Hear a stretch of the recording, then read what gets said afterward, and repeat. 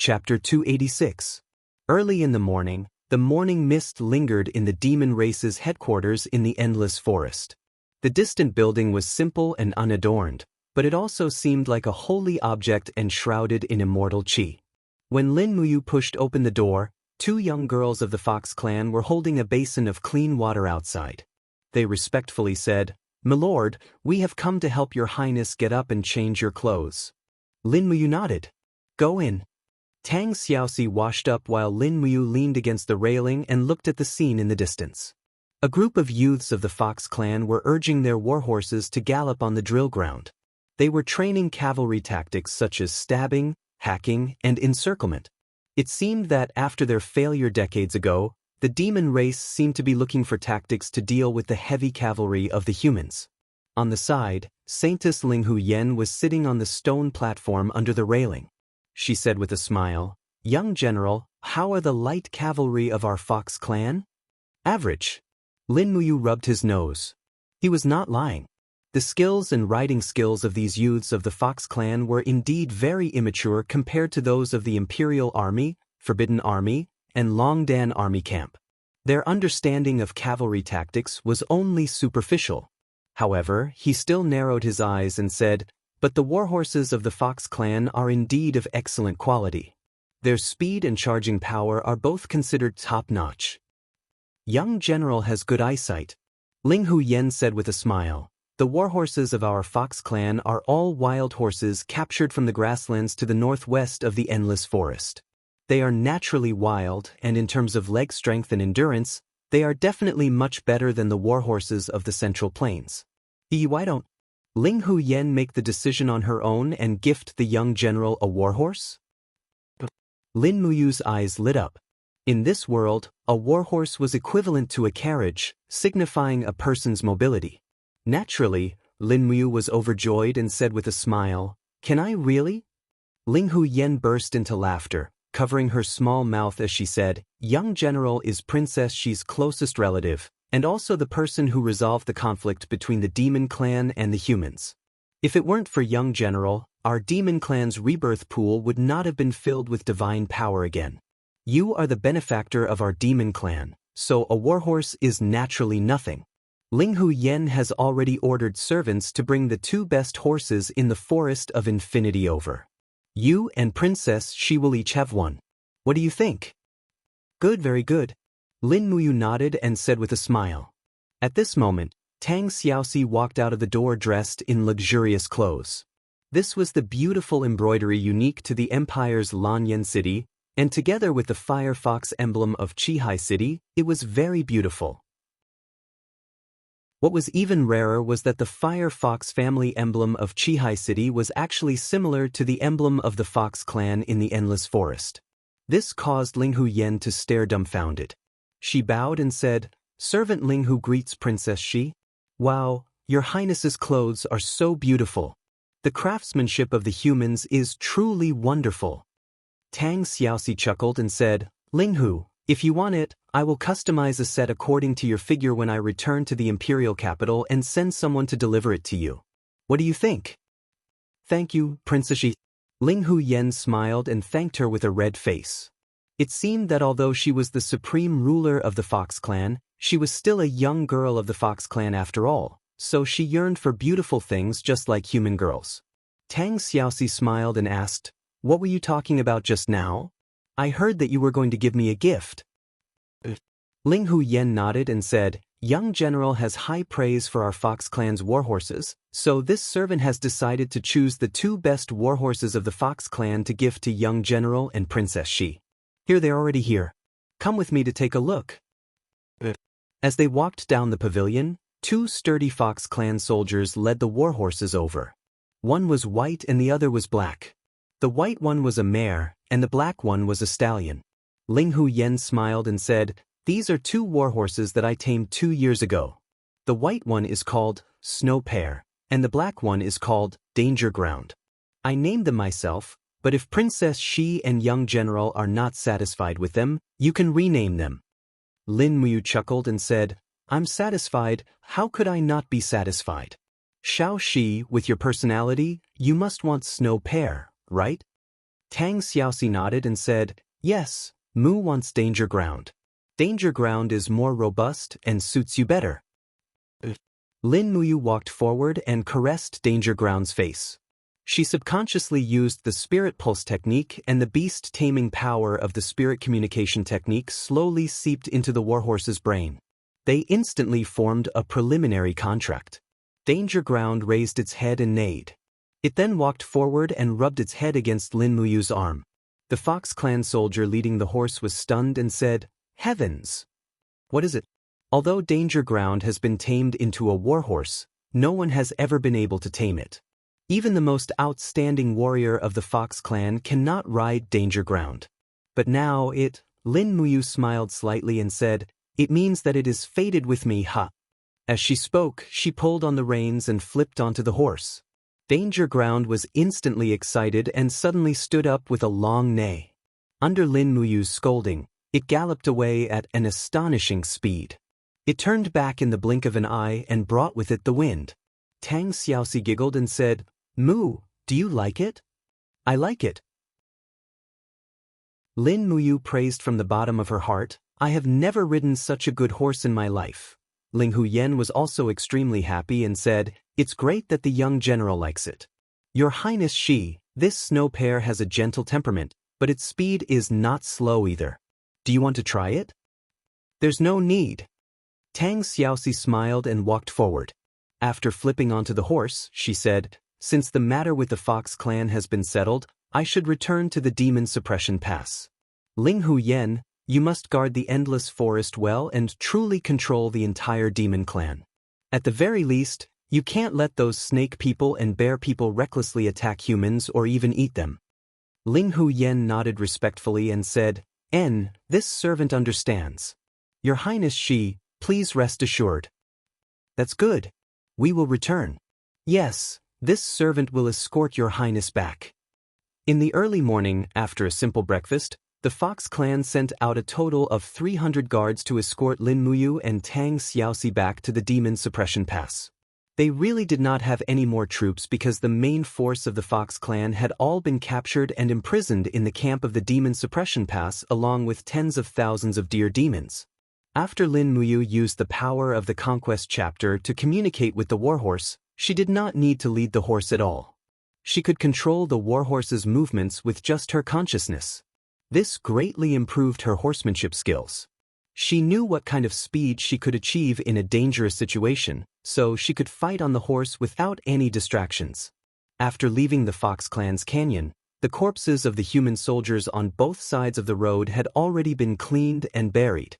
It was probably the work of the human army led by Tang Jin. However, there were still some snake people, lizard men, and other demon clans that harbored evil intentions on both sides of the road. Their eyes did not show any signs of humanity, only their desire and greed for food. Hiss hiss, a snake person stared at Lin Muyu, and the long halberd in his hand also seemed to be ready to attack. Lin Muyu glanced at him out of the corner of her eye. Her eyes were filled with a strong killing intent, and the snake person actually understood her gaze. Suddenly, the snake person was so frightened that he let go of the hand holding the long halberd. With a ding, the long halberd fell to the ground. He curled up his body and bent down in the direction of Lin Muyu, as if he was submitting to her. This was the law of nature, the survival of the fittest. The powerful aura that Lin Muyu exuded was enough to intimidate this snake person. However, after walking for a short distance, Lin Muyu's spiritual pulse technique suddenly appeared in the dense aura of experts. Many of them were in the human realm and earth realm. They were all in the forest on the side, less than 500 meters away from each other. "Xiao Shi, Linghu, you two go first. I suddenly have to go to the forest over there to solve the problem." Lin Muyu pretended to be embarrassed. Linghu Yen chuckled. "Young General is really interesting." Tang Xiaoxi was a little speechless. "Mu, sometimes I really don't know what to say about you. I told you to drink less soup in the morning, but you just can't help it. That's because the Fox Clan soup is so delicious. Okay, I'm going. I'll catch up with you in a while."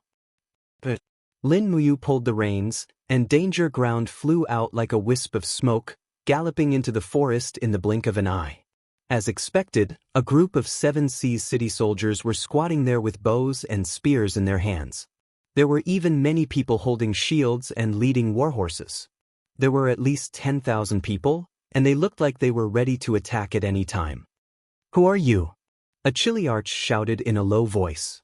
Lin Muyu spurred her horse into a cauliflower field, and her face was livid. "Are you crazy? What do you want to do?" "It's young general." The group of soldiers saluted respectfully. "Greetings, young general." In the crowd, Tang Jin held a steel saber and looked at Lin Muyu with a pale face. "Young general, how did you find out we were lying in ambush here?" "You don't need to know that. I only have one question. What do you want to do here?" "Tang Jin, answer me," Lin Muyu said coldly. Tang Jin saluted with some apprehension, but he couldn't hide the hatred on his face. "Young general, our 7 Seas city's army of 70,000 died in this barren land. They were all the sons of our children's fathers and mothers, and they died in battle here just like that. When we came here to collect the corpses, we found that many of their corpses were incomplete. They were actually eaten by those Nagas as food. Young general, if we don't take revenge for this, we're not human." "Tang Zhen," Lin Muyu said sternly. "Are you trying to put me and Princess Shi in an inhumane and unjust situation? We've just negotiated peace with the demon race, and you want to start another war. Can you bear this responsibility?" Tang Jin was also an unyielding man. He raised his steel saber and said, "Young general, I will bear the consequences of my own actions. The 10,000 soldiers of 7 Seas City behind me are willing to fight for hatred. Even if we all die here, at least we have a clear conscience. If the demonic beasts are not eliminated, there will be no true peace in the world." Lin Muyu gritted her teeth. "Fine, now Tang Xiaoxi is in their hands. If you launch a surprise attack, Tang Xiaoxi will definitely die. You killed Tang Xiaoxi for hatred. Is this your clear conscience?" Tang Zhen was speechless. Lin Muyu dismounted and reached out to pat Tang Zhen's shoulder. "Brother, I also hate the cruelty of these Nagas. I also hate that so many imperial soldiers died in vain. But this is the price of war. Give up. Follow me back to Demon Subduing Pass. Cancel this surprise attack. This is my military order as the commander of the frontline army." Tang Zhen lowered his gaze. After a while, he nodded and said, "Yes, your subordinate obeys. Brothers, retreat." Chapter 287. In the Demon Subduing Pass, Qin Yin stood on the gate, looking at the troops in the distance with her beautiful eyes.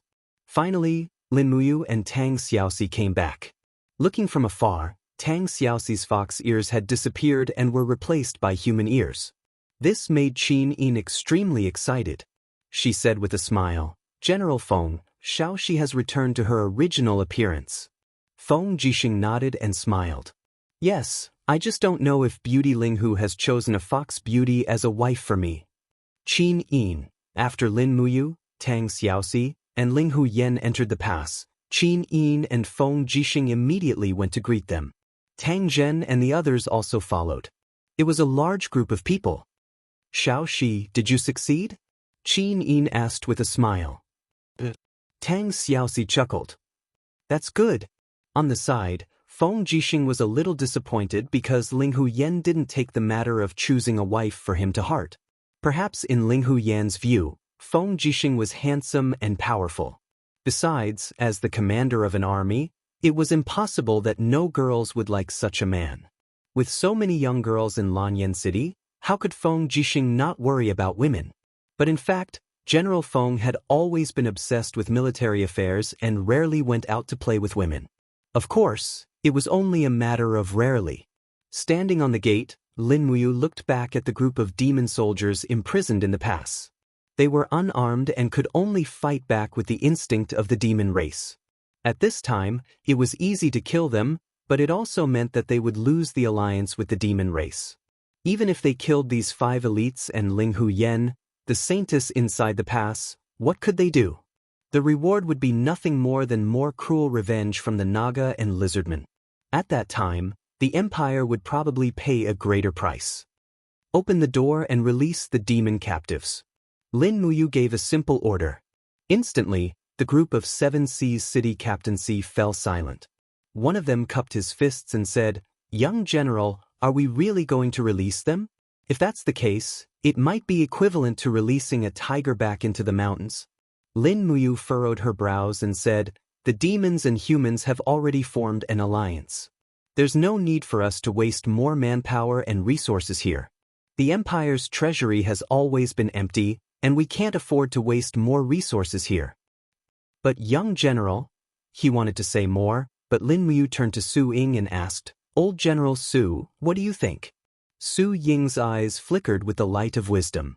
He cupped his fists and said with a smile, "This old general will listen to young general. Young general is the supreme commander of Demon Suppressing Pass. Young general's military orders are like a mountain, no one dares to disobey." When he said this, the group of 7 Seas city captaincy immediately didn't know what to say. Lin Muyu raised her hand and loudly ordered, "Open the gate and release the demon captives." To the side, Feng Jixing saw this and couldn't help but cast a look of approval. Meanwhile, Qin Yin followed behind Lin Muyu with a smile, looking like a little sister. If not for the fact that she was dressed as an imperial princess, others might really think that she was Lin Muyu's little sister. With the sound of iron chains twisting, the heavy iron gates slowly rose, and the gates of the cages opened one after another. The next moment, Ling Huyen appeared below the gate and said with a smile, "Brave warriors of the demon race, we are going home." The group of demon soldiers cheered and leapt as they left. Lin Muyu stood at the gate and cupped her fists to Ling Huyen, who was riding on horseback, saying, "Saintess, we will meet again.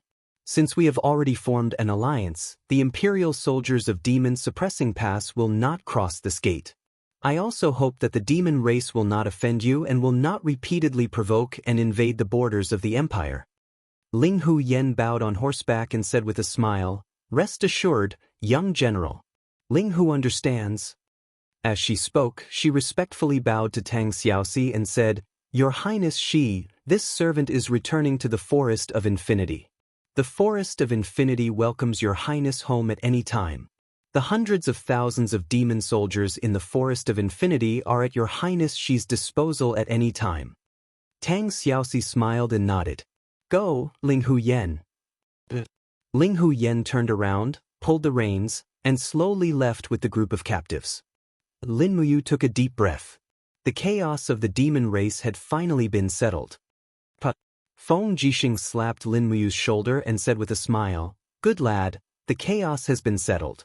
The problem that Yuan Xie couldn't solve even after losing 70,000 soldiers was solved by you without shedding a single drop of blood. This time, when you return to Lanyan City, you will definitely make a great contribution. His Majesty will definitely reward you well." Lin Muyu laughed bitterly. "Reward me? I'll thank the heavens if he doesn't lock me up in prison." Haha. Feng Jixing laughed heartily. "All right, now that the chaos has been settled, you can come back with us to the imperial capital to hand in your orders. His Majesty has already ordered me to leave the Imperial Guard's Chiliarch, Sun Kailan, to guard the demon subduing pass." It's him. Behind Feng Jixing, a bearded general of about 40 years old cupped his fists and said, "This general obeys. I will definitely guard the demon subduing pass." Lin Muyu smiled and stepped forward to pat his shoulder. "General Sun, guard this place well. Remember, the humans and the demon race have already formed an alliance. We must never provoke them. The only thing you have to do is to guard the pass and never take a step further. Even if the demon race provokes you, you must endure it. Do you understand?" Sun Kailan said respectfully, "This general has learned his lesson. Rest assured, young general. This general knows what to do." "That's good. Brother Feng, Xiao Yin, and Xiao Shi, let's return to Lanyan City." "All right." After lunch, they set out on their way back. There were still many wounded soldiers groaning miserably in the barracks below the city. Fortunately, the spiritual medicine department had sent over a lot of medicine, so there were basically no more casualties. However, Wuxia had lost 7 imperial warriors in the battle at the demon-subduing pass and killed no more than 5 of the enemy. This kind of crushing defeat was extremely rare after Qingjin's ascension to the throne. Presumably, Wuxia's position as the protector of the nation could no longer be maintained. Along the way, all living things on Earth were recovering, flowers were blooming in the warmth of spring, and rape flowers were blooming all over the ground. Tang Xiaoxi had returned to her original self, and everyone was in a good mood. However, when Feng Jixing talked about his experiences in the dragon-seeking forest, he learned about Elder Jing. So Sima Jing was killed by you? Feng Jixing muttered to himself. Sima Jing followed Duke Lan on expeditions for many years and was one of Duke Lan's most capable and trusted subordinates. He was also one of the soldiers of the river-subduing army personally conferred by His Majesty. Who would have thought? Lin Muyu grabbed the reins of Jietti and said, I didn't want to kill him at first, but this Elder Jing was too overbearing. Moreover, I overheard his conversation with Tang Bin. When they first entered the dragon-seeking forest, he already had the intention to kill Xiaoxi. To the side, Tang Xiaoxi's body trembled slightly. Her eyes were slightly red as she said, Qin Yin gently held her hand and comforted her. Xiaoxi doesn't need to blame yourself. This isn't your fault.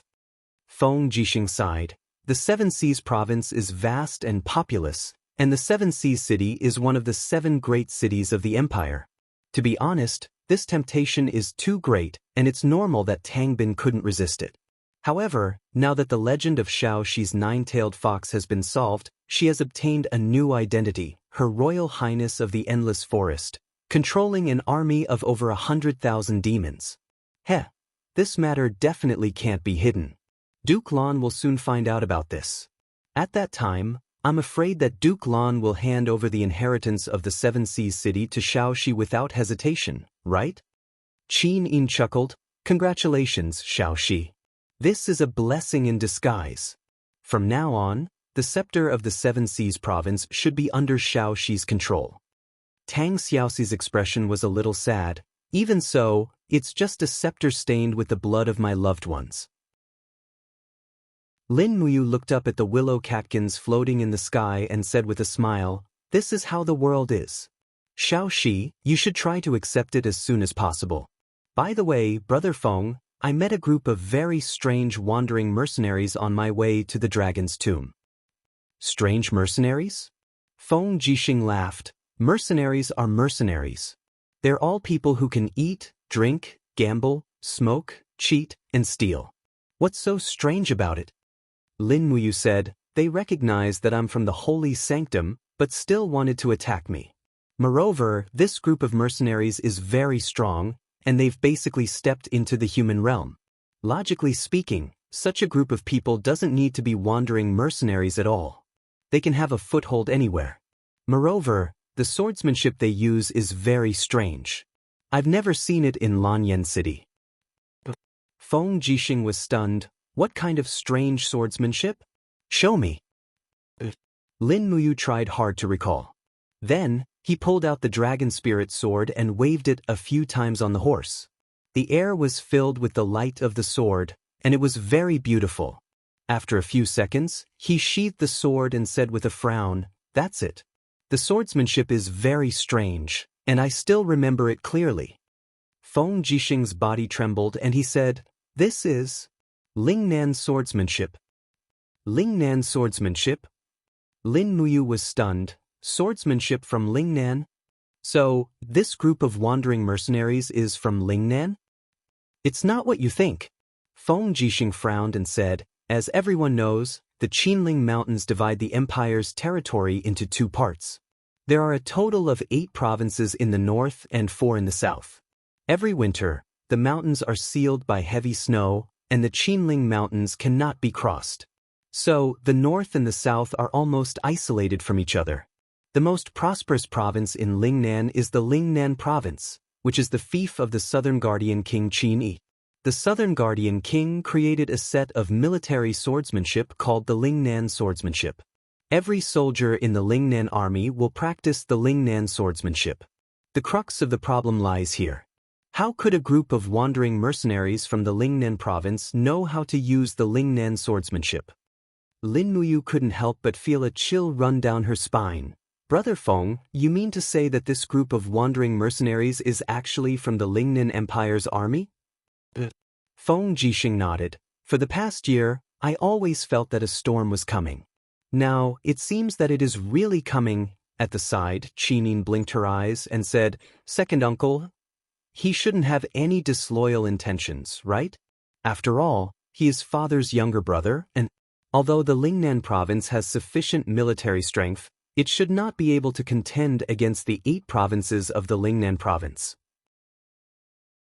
Moreover, there is still the natural moat of the Qinling Mountains between the north and the south.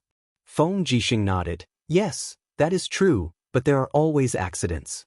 When we return to the imperial capital, Your Highness, you, and I will report this matter to His Majesty together. Chapter 288. Late at night, the interior of the Zetian Palace was brightly lit. The palace maids had lit up the Crane Palace lanterns. The light from the lanterns gathered together and swayed with a gust of wind. After dismissing a few officials, Qin Jin left behind only Qin Yin, Tang Xiaoxi, Feng Jixing, Lin Muyu, Qin Lei, Chu Huaying, and the other people close to him. He asked with a serious expression, You? Is what General Feng said true? Are those mercenaries skilled in the Lingnan sword style? Lin Muyu nodded. Yes, what General Feng said is true. Qin Jin muttered, Who do you think these wandering mercenaries are after? The Dragon Forest is filled with danger. These wandering mercenaries would not barge in without a purpose. In fact, there is no need to guess. They are also after Xiaoxi, Lin Muyu said calmly. Tang Xiaoxi was slightly startled. She said, Even if they are from the Lingnan Empire, why are they looking for me? Qin Yin's beautiful eyes shone with wisdom. She said, Xiaoxi, you are Duke Lan's most cherished descendant and one of the successors of the entire Seven Seas province. Therefore, there are only 2 reasons why the Lingnan army is looking for you. First, they want to save you and then claim credit from Duke Lan to build a good relationship with the Seven Seas province. Second, they want to bring you back to Lingnan after finding you and use you to threaten Duke Lan. These are the only 2 reasons. Tang Xiaoxi was silent. There was an indescribable sadness in her eyes. When did the carefree her become an important chess piece on the chessboard of the empire? Feng Jixing took a deep breath and cupped his fists. Thinking about how the House of Chivalry has tried to make a move against Xiaoxi time and time again, this seems to make more sense. The House of Chivalry's influence in Lingnan has not been affected in the slightest by the imperial edict and is still growing strong. I believe that the true mastermind behind the House of Chivalry is perhaps one of the powerful ministers in Lingnan. One of the powerful ministers? Qin Jin's eyes shone brightly as he said, Lei. Qin Lei cupped his fists and said, This subordinate is here. Summon your father to Lanyan City tomorrow morning. I haven't seen my 3rd brother for a long time. Yes, I understand. Qin Jin raised his head to look at the crowd again and said, Feng Jixing, tighten the security of the imperial capital. Chu Huayao, you must finish the reorganization of the Flying Mount Battalion within 3 days. I want an invincible Flying Mount Battalion to protect the imperial capital. Chu Huaijin cupped his fists. I will not let you down. Qin Jin then looked at Lin Muyu. His gaze softened as he said, Son, you have done a great service in quelling the demon race's war. Also, you saved Princess Xiaoxi in the dragon-seeking forest by yourself, which is also a great service. However, I really don't know how to reward you for killing Tang Bin by mistake. Now, what kind of reward do you want? Lin Muyu thought for a moment, then cupped his fists and said, Father, I don't want anything else. I only ask that you give me 20,000 Empire Army badges. Is that okay?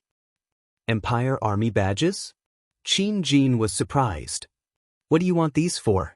Lin Muyu explained. Does father still remember the Longdan army camp? This mercenary group is under my control, but mercenaries are mercenaries after all. They don't have a final goal, so I hope that father can secretly bestow me 20,000 Empire Army badges. This way, the Longdan army camp will belong to the Imperial Army, just not directly under the control of the Ministry of War. This way, I can comfort the hearts of these mercenaries. This way, even if there are any changes in the future, their blood and tears will still flow for the Empire. All right. Qin Jin stood up excitedly and said, "Everyone needs comfort. We will definitely not let the Longdan army camp down. Someone, immediately order the Ministry of Works to quickly cast 20,000 Empire Army badges made of pure gold and hand them to Lin Muyu." "Yes, Your Majesty." An attendant received the order from a distance and left. "Is there anything else that you need?"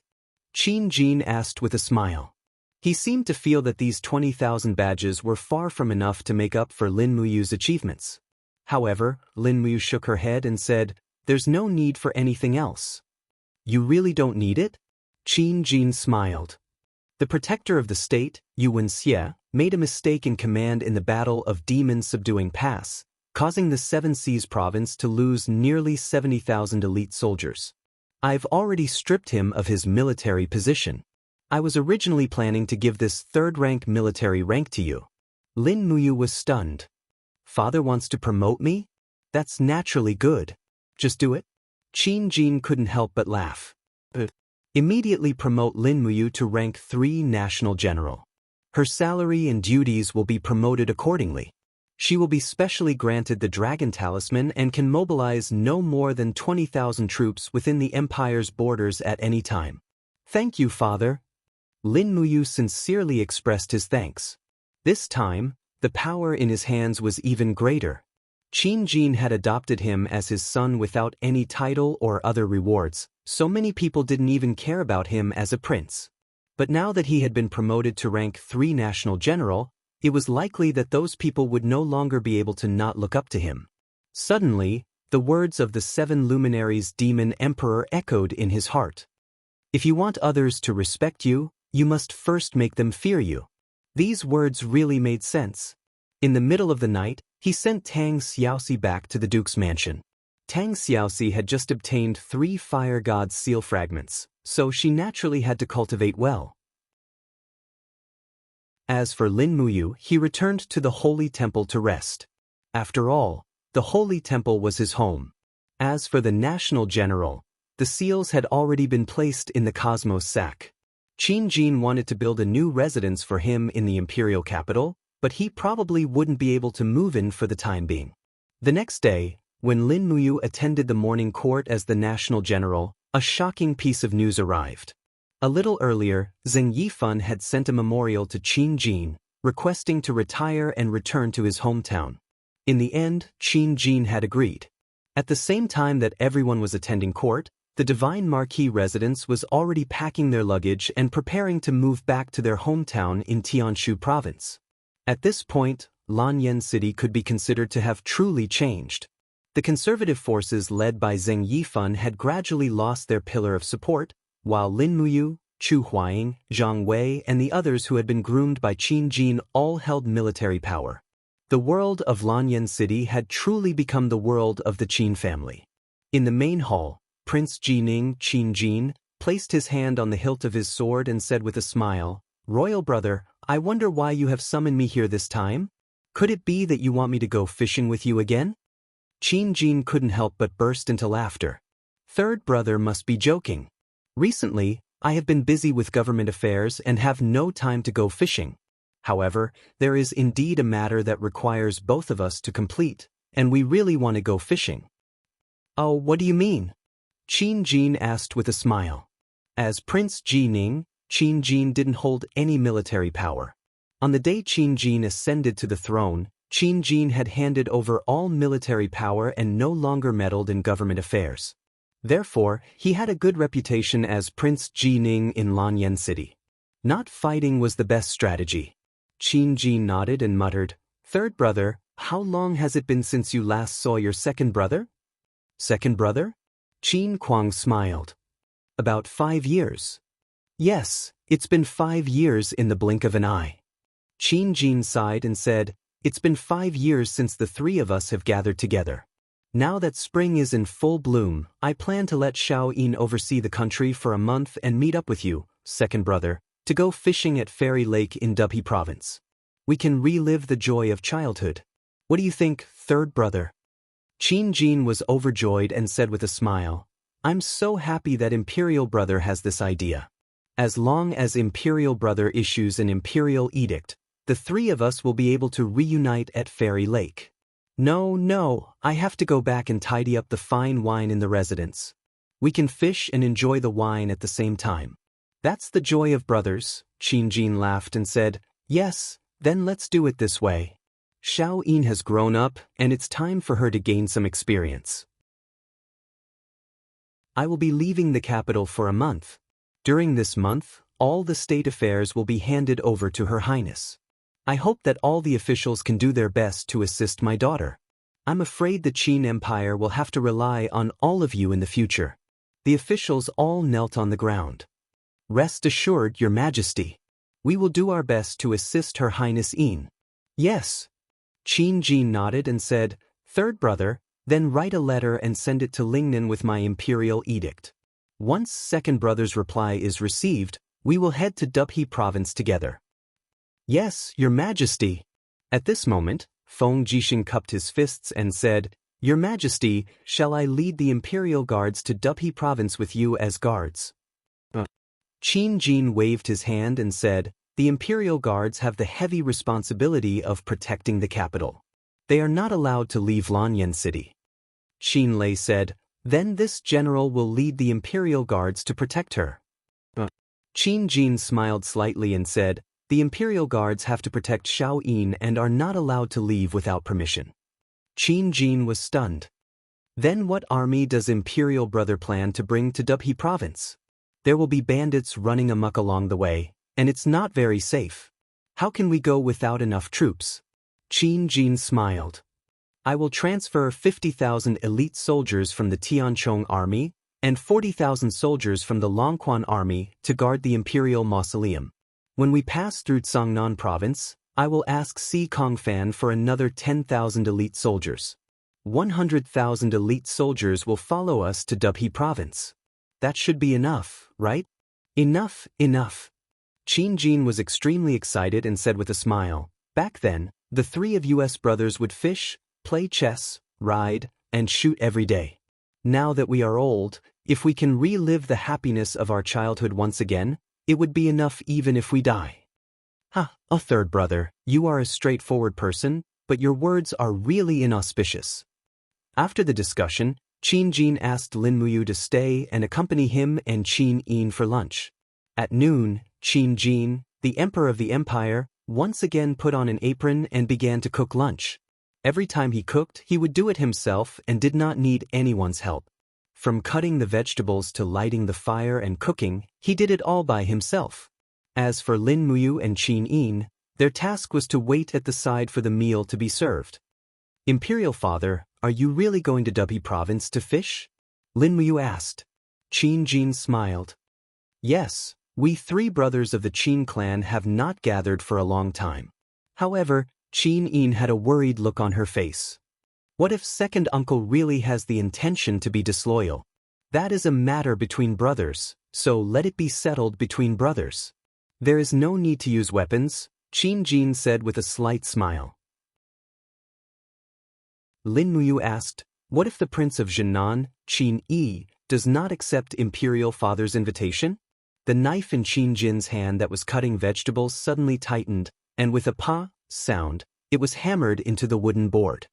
He said indifferently, Then it will give me a good reason to send troops to Lingnan. I have already sent a letter to Duke Lan and Duke Yun.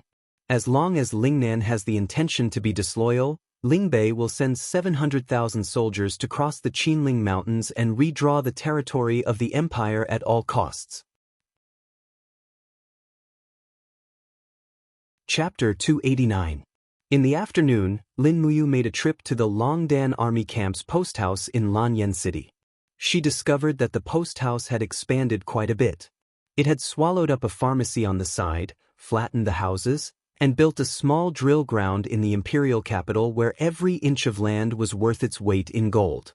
When Lin Muyu walked through the door, she could see the figures of dozens of cavalrymen practicing their battle techniques from afar. The person in charge of the post house was the tiger-level commander, Luo Jian. After not seeing him for a long time, he had actually cultivated from the first level of the Earth realm to the second level. His cultivation had greatly increased, and the charm in his eyes had become more reserved. "My lord." Luo Jian brought Lin Muyu into the depths of the post house and said with a smile, "Deputy Commander Luo, you asked me to tell you that the Longdan army camp currently has more than 20,000 elite soldiers. Moreover, they are all well-trained and well-equipped.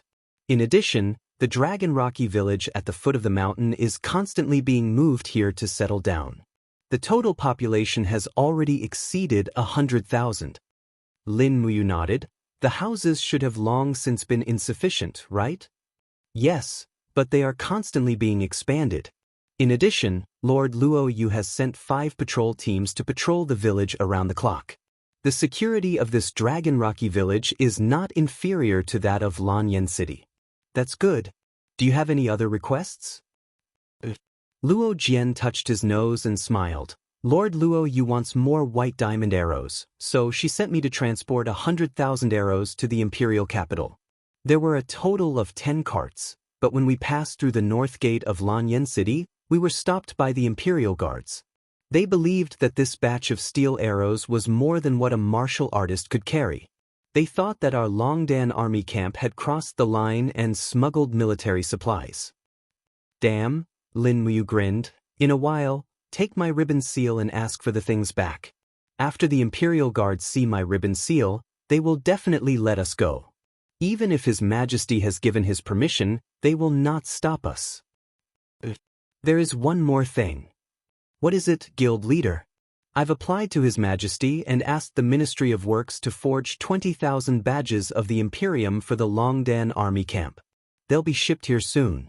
Take these badges back to Dragon Rocky Mountain and tell our brothers that His Majesty knows of their existence and recognizes them as warriors who fight for the Imperium. Let them train and improve their combat ability with peace of mind, so that they can become a powerful troop in Lanyan City that cannot be ignored." "Yes." Luo Jian was overjoyed and said with a smile, "Everyone will be overjoyed when they see this batch of emblems, especially Lady Luo Yu." Lin Muyu nodded. She also knew that Luo Yu's ancestor was Luo Tonghai, who was ranked second among the Soaring Clouds Pavilion's 26 meritorious subjects. Luo Yu's greatest wish was to become a famous general like her ancestor. Joining the Empire's army was the first step, but it was also a very precious first step. Not long after, a cart of golden badges was transported over by the officers from the Ministry of Works. Lin Muyu personally signed the receipt and sent the people from the Ministry of Works away. When she opened the box, she saw a golden light in front of her. She picked up a badge and looked at it. The people from the Ministry of Works were indeed skilled and ingenious. This badge was not much different from the Imperial Army's common military badge. The golden purple flower was very dazzling, but there was a small engraving of the words Longdan Army Camp at the bottom of the badge. This was truly an honor that no other army had ever had. Luo Jian was grinning from ear to ear. He picked up a badge and buckled it on his armor. He said with a smile, "In this case, the Imperial Guards will no longer obstruct our movements when we enter and leave the Imperial capital." Right at this time, the sound of wheels turning could be heard from outside. The arrows from the 10 carriages were about to arrive. Lin Muyu immediately leapt up her horse and said, "Send all these arrows to the temple." They returned to the temple and had an early dinner. Then, they started working in the head deacon's office. The temple guards carried bundles of arrows in and piled them in front of Lin Muyu. There were too many of them, and it was really a headache. In the blink of an eye, there was a mountain of arrows in front of him. He could not help but feel his scalp go numb. However, when he thought about the power of the white diamond arrowheads, he obediently refined them. These white diamond arrowheads were deadly weapons, and they could also protect him. No matter how much effort he put in, it would be worth it. He took out the treasure refining cauldron and took out 4 white diamond crystals at the same time. He quickly refined them and extracted the essence of the white diamond crystals and plated them on the steel arrowheads. This was a boring and tedious task, and it was also very exhausting. After an entire night, he had only smelted 20,000 white diamond arrowheads. There was still a lot of work left. F***ck. Looking at the mountain of arrows, Lin Muyu slowly collapsed on the office chair, panting heavily. The combat energy in her body was almost drained by the treasure-refining cauldron. She needed to rest and rely on the golden gourd martial spirit to absorb the spiritual energy from the heaven and earth to replenish her depleted combat energy. In an instant, the golden gourd turned into a faint golden light that enveloped Lin Muyu's body, as if it was plated with a layer of gold. Indeed, after stepping into the second sky of the heavenly realm, the green gourd martial spirit had undergone a huge change. In the words of Lei Hong and Chu Chu, it was impossible to accurately determine whether the golden gourd martial spirit was a 10th grade martial spirit. However, the essence of its power was at least equivalent to a 3rd grade martial spirit. It was not inferior to Feng Jixing's violet electric flame wolf. This was enough to explain everything. Slowly sinking her spiritual sense into Yihai, she saw a stretch of emerald green. This time, she did not know what kind of spiritual fruit the 7 luminaries demon emperor had planted in the sea. Lin Muyu slowly landed on the ground. The emerald green was made of vines that grew very vigorously. On the vines, there were large and moist fruits that looked like melons. She plucked one and bit down. The juice instantly burst out. So sweet and fragrant. Hey, where did this thief come from? The voice of the 7 luminaries demon emperor came from behind. Without turning her head, Lin Muyu laughed and said, "Demon emperor, you completely treat my Yihai as your own personal property. You plant melons and beans whenever you want. You're too arrogant. You didn't even ask for my permission. Look at what you're saying. Didn't we already sign a contract?" The 7 luminaries demon emperor raised his eyebrows. Behind him was a blood-red cloak that fluttered in the wind. His dark red hair was tied behind his head, forming an exquisite braid. He looked very handsome. Perhaps it was because of the spiritual farm, but the 7 luminaries demon emperor's spiritual personality was becoming more and more complete. His spiritual body was almost completely reconstructed. He once again became the invincible 7 luminaries demon emperor. Lin Muyu couldn't help but be startled. She said, "Looks like your spiritual soul is becoming more and more powerful." The 7 luminaries demon emperor smiled slightly. "That's right. My spiritual soul has already recovered by at least 70%. It will soon form a complete God Emperor's spiritual soul. Lin Ruoji, are you jealous?" "Jealous my ass." Although Lin Muyu was extremely jealous, she still had an arrogant look on her face. She said, "Even if your spiritual soul is completely restored, you still don't have a body." Sigh. The 7 luminaries demon emperor smiled faintly and said, "Lin Muyu, I, the 7 luminaries demon emperor, have traveled the heaven realm, the purgatory, and the human realm for hundreds of thousands of years. I have seen countless people, but I only look at you in a different light. To be honest, I originally wanted to seize your soul, seize your body and make it mine. Within the 3 realms, your body is probably the most suitable for me. However, we have known each other for so long, and I don't want to see the day you become a soul without a master. How about this? Before I leave, I will teach you the 7 luminaries' profound energy. You can learn as much as you can. Consider it as a final gift from me, the 7 luminaries demon emperor, to you." "Why you want to leave?" Lin Muyu suddenly froze. She actually felt a sense of loss in her heart. That's right, after being in the Shattered Cauldron realm for so long, every time she faced danger, there would always be someone who would silently help her. Although the 7 luminaries demon emperor had always wanted to seize her body, in the end, he had always been helping her. Suddenly, the 7 luminaries demon emperor said that he wanted to leave, and she actually felt a sense of reluctance in her heart. The 7 luminaries demon emperor's spiritual soul was residing in Lin Muyu's Yihai, so she could naturally sense the changes in his emotions. She couldn't help but laugh and say, "Stinking brat, you are usually so domineering, why are you so wishy-washy now? This isn't the Lin Ruoji we know. Brat, when my spiritual soul is complete, I will have enough divine power to leave your Ehai and reconstruct my physical body. However, I still have to leave in the end. You will have to walk your own path in the future. My journey is to the vast heaven realm, where there are many gods, and your journey is to this chaotic world where there are iron horses and gold spears. Take care of yourselves. Now you can sleep. I will impart the power of the last 3 luminaries to you. How much you can comprehend will depend on yourself. Lin Muyu nodded lightly, closed her eyes and fell asleep. Not long after, images flashed past her mind. The sea of stars, the forest of evil spirits and so on. Not long after, waves of profound energy violently attacked her soul and body without mercy. The 7 luminaries demon emperor was such a person. He was called a demon by the gods of the heaven realm, so how kind could he be? For Lin Muyu to be able to consume the 7 luminaries' profound energy, it was his good fortune. If he couldn't, it meant that he didn't have this kind of fate. He could only blame himself if his body exploded and he died. Of course, the 7 luminaries demon emperor had actually been merciful. Otherwise, the profound energy attack could have been even more violent. It wouldn't have been a problem to burn Lin Muyu's central nervous system in an instant. In front of the 7 luminaries demon emperor's powerful god emperor godhead, even if Lin Muyu's soul had strengthened quite a bit through cultivation, he was still as weak as a chicken. Although he was asleep, the pain that Lin Muyu was enduring was incomparably clear. He couldn't help but clench his teeth, furrow his brows, and let out miserable howls. At the same time, there was an "oh woo woo woo" sound in his mind. It was the Acatosaurus's cry.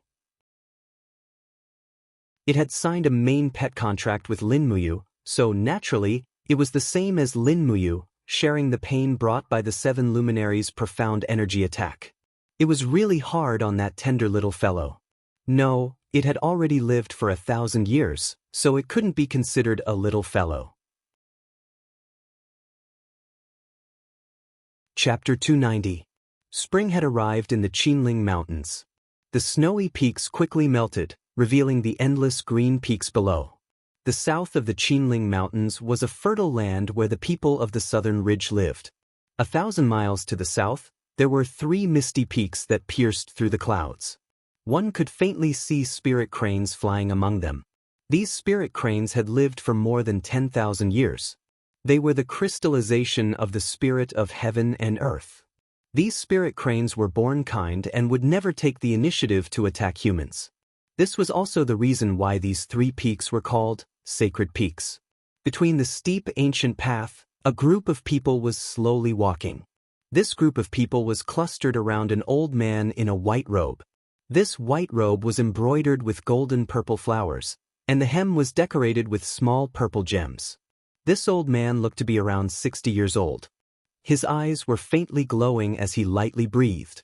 On the side, a person in military attire cupped his fists and said, "Your Highness, is that person really worth our effort?"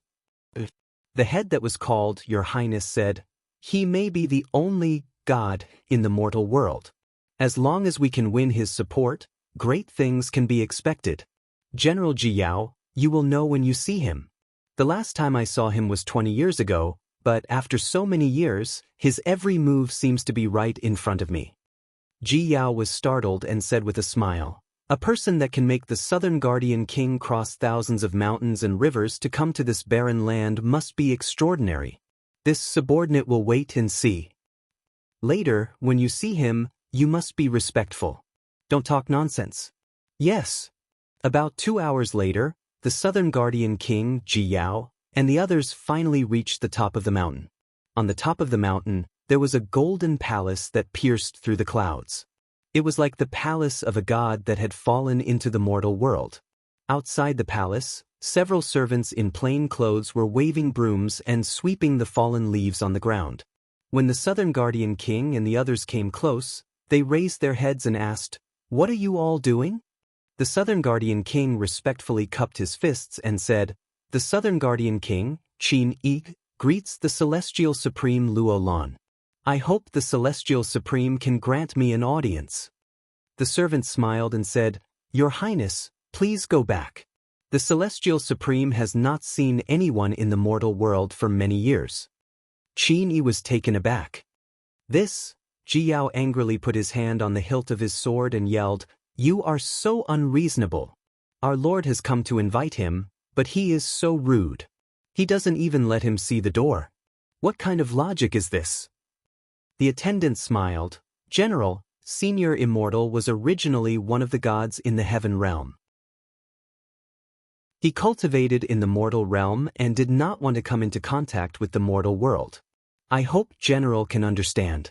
"I understand you." Ji Yao had a violent temperament. He drew his sword and slashed.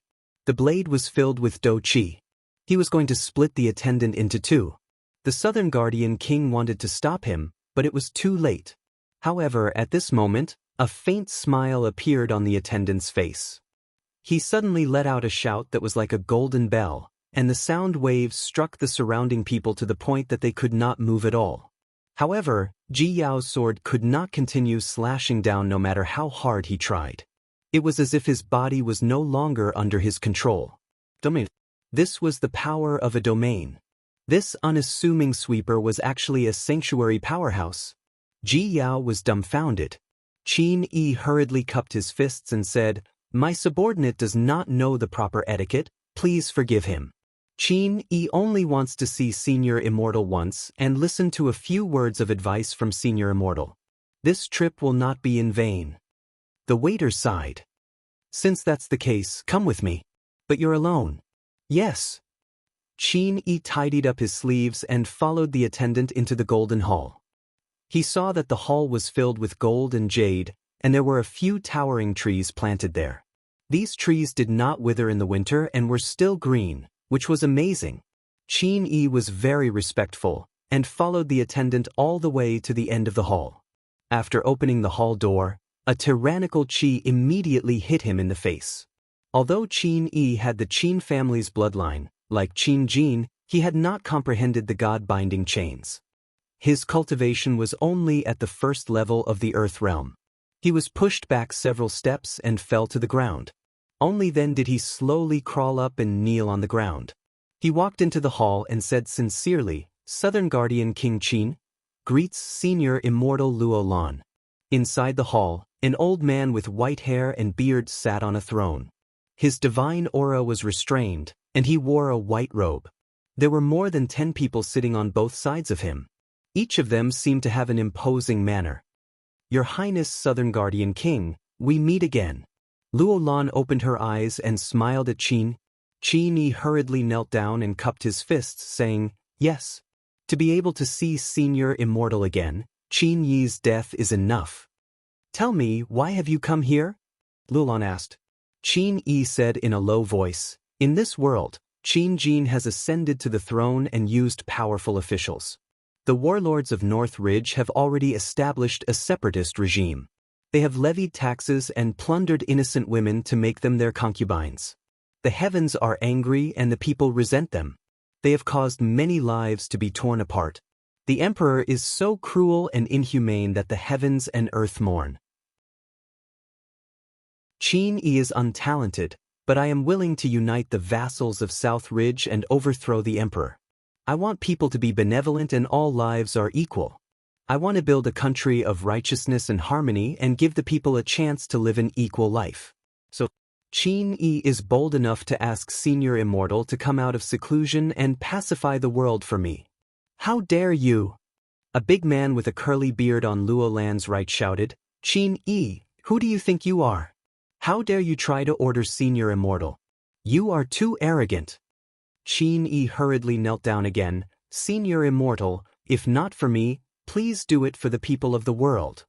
Luo Lan smiled slightly, raised his palm and pushed lightly. Immediately, an invisible force quickly helped Qin Yi up. Then, Luo Lan stood up and stepped out, but with a chi-la sound he stepped into a crack in space. In the next second, his figure appeared at the entrance of the hall 100 meters away. Looking at the vast clouds in the sky, Luo Lan said lightly, "King of South Subduing, do you really want to fight for the people of the world?" Qin Yi turned around and said humbly, "Yes, after obtaining the world, Qin Yi will never call himself emperor." Is that so? Luolan smiled and said, Qin Yi, do you know why I, Luolan, am unwilling to ascend to the heaven realm after 10,000 years? Because. Luolan narrowed his eyes and said, because the gods of the heavens cannot tolerate the gods of the lower realm. Instead of being reduced to the bottom in the heaven realm, it is better to live freely and happily in the human realm. What do you think? Senior Immortal is wise. Yes.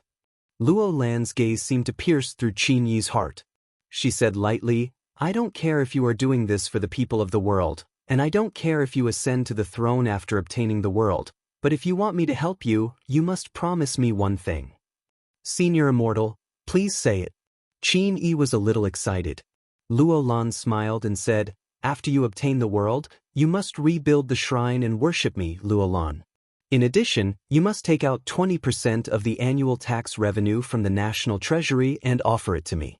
As long as you fulfill these two conditions, I will leave the mountain and help you obtain the world.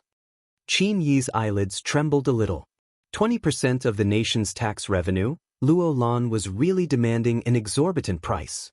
However, the temptation of a God-state expert was too great. Qin Yi couldn't resist it and immediately cupped his fists and said, Qin Yi agrees. When can Celestial Venerable follow Qin Yi down the mountain?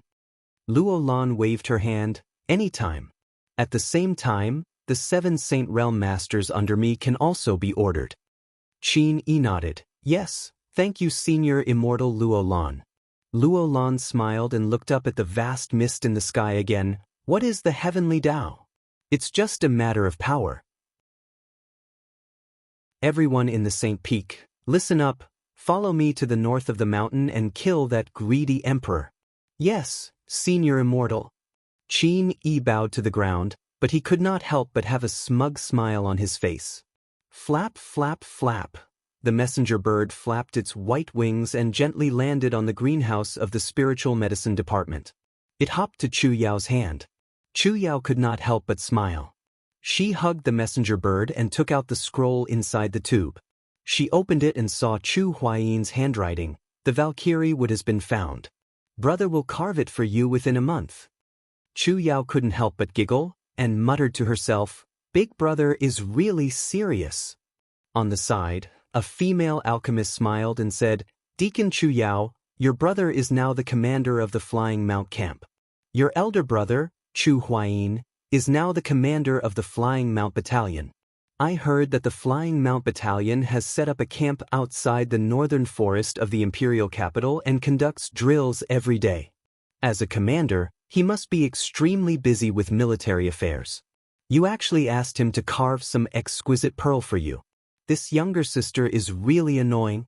You're asking for a beating, Chu Yao waved her fist and said with a smile, You don't know, but there is a legend in my hometown, Silver Fir City. Using the sturdy Valkyrie wood to make exquisite pearls and carving the appearance of the person you care about around the pearls, it can bless them and keep them safe. The female alchemist smiled. Then tell me, what kind of appearance is carved on this exquisite pearl? Chu Yao's face turned red. There are 4 people in total. One is me, one is my brother, one is Sister Jinxiang, and the last one. Who is the last one? The female alchemist jokingly said, Let me guess, it must be a Deacon Lin from the Holy Temple opposite our spiritual medicine division. I heard that he is also a general who protects the nation, a high-ranking official. Chu Yao laughed and scolded, I taught you to refine medicine every day, but you're not good at it. You actually know so much about these trivial matters. You is even busier than my brother, and he hasn't come to the spiritual medicine division to see me for many days. You can go to the spiritual medicine division to see him. I'm a girl, I have to be reserved. Oh, our Deacon Chu Yao is actually so reserved, hee. Stupid girl, I'll teach you first. After fooling around for a while, Chu Yao's expression suddenly darkened. Xiaolon, should we make a trip to the Divine Marquis's residence and visit Sister Jinxiang? The alchemist named Xiaolon nodded. Yes, I heard that the Divine Marquis Zheng Yifan moved his family to Tianshu province, but Jinxiang insisted on not following the Divine Marquis back.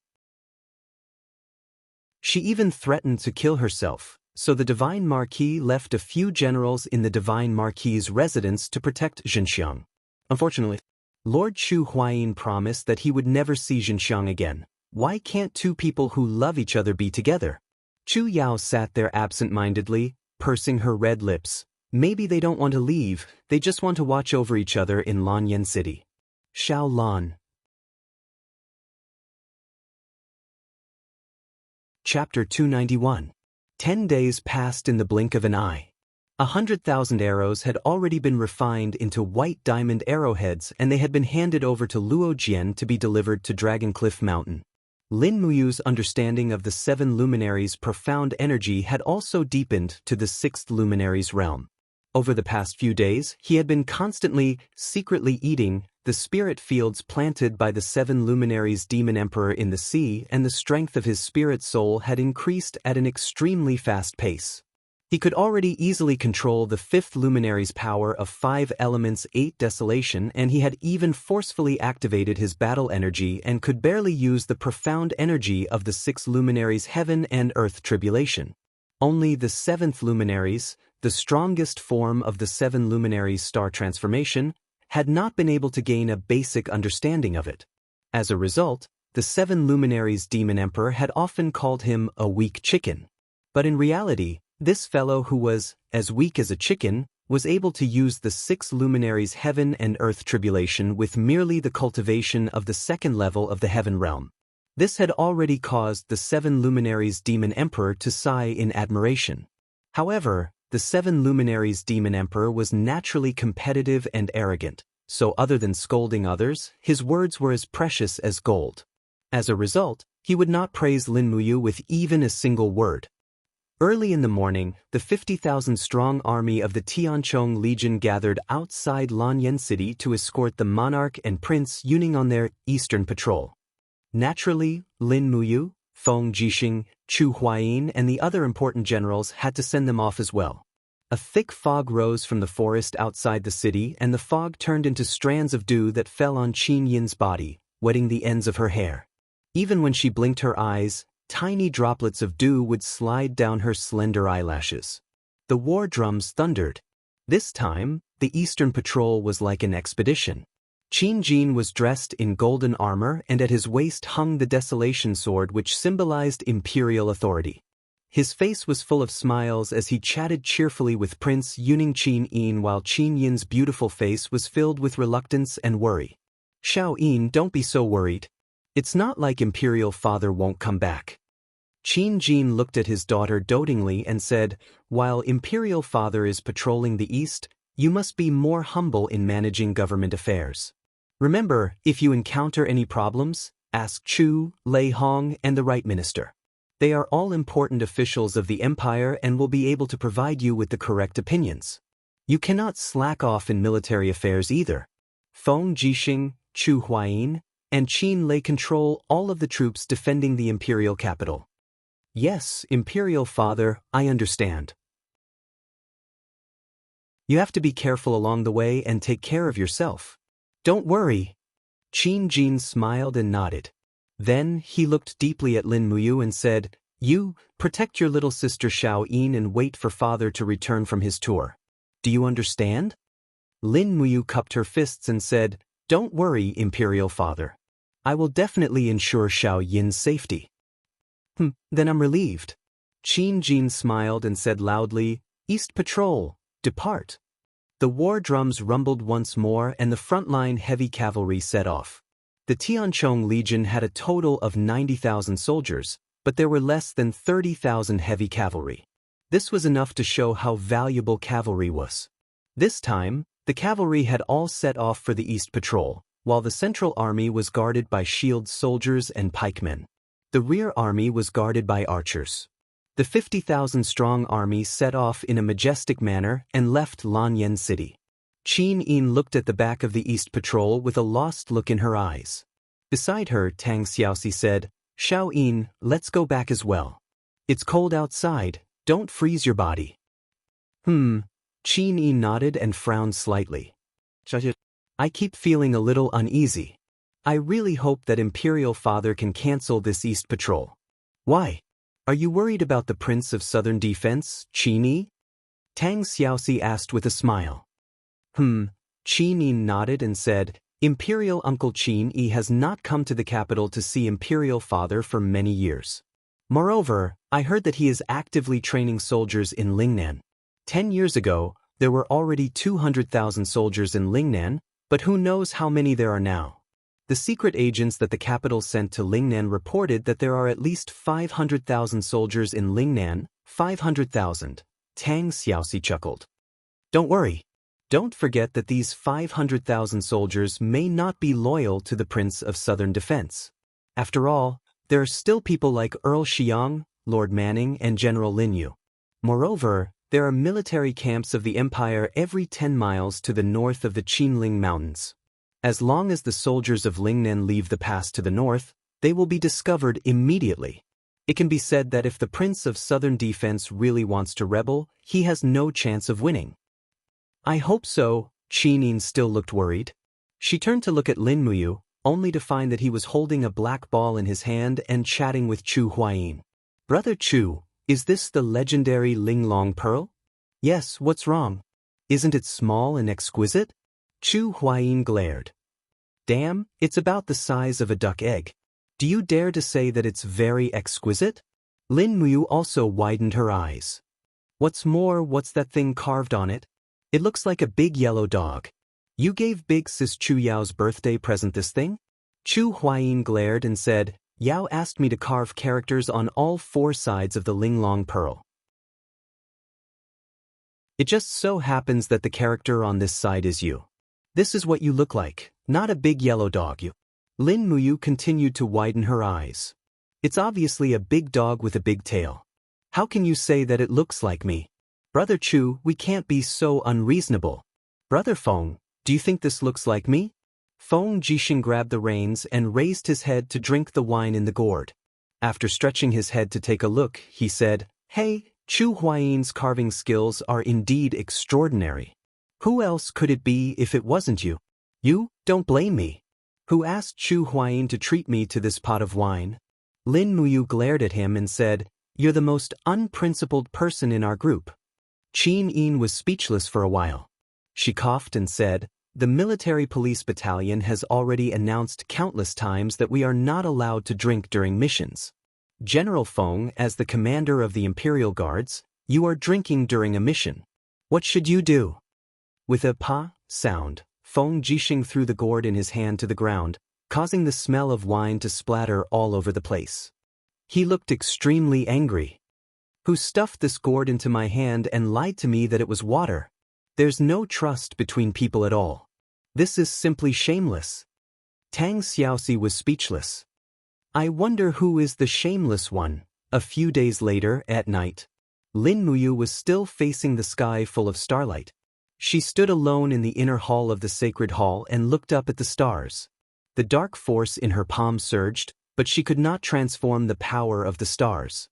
It was as if the 7 glorious stars' transformation was isolated from her body. Sigh. He held his breath for a while, but his battle energy quickly dissipated. He let out a long sigh and was slightly disappointed. In his Yi-Hai, the voice of the 7 luminaries demon emperor came. The 7 glorious stars transformation is an absolute art that I spent a whole 3,000 years to comprehend. Do you think it's that easy to learn? The power of the stars is the most mysterious power in the universe. An ordinary human body cannot withstand it at all.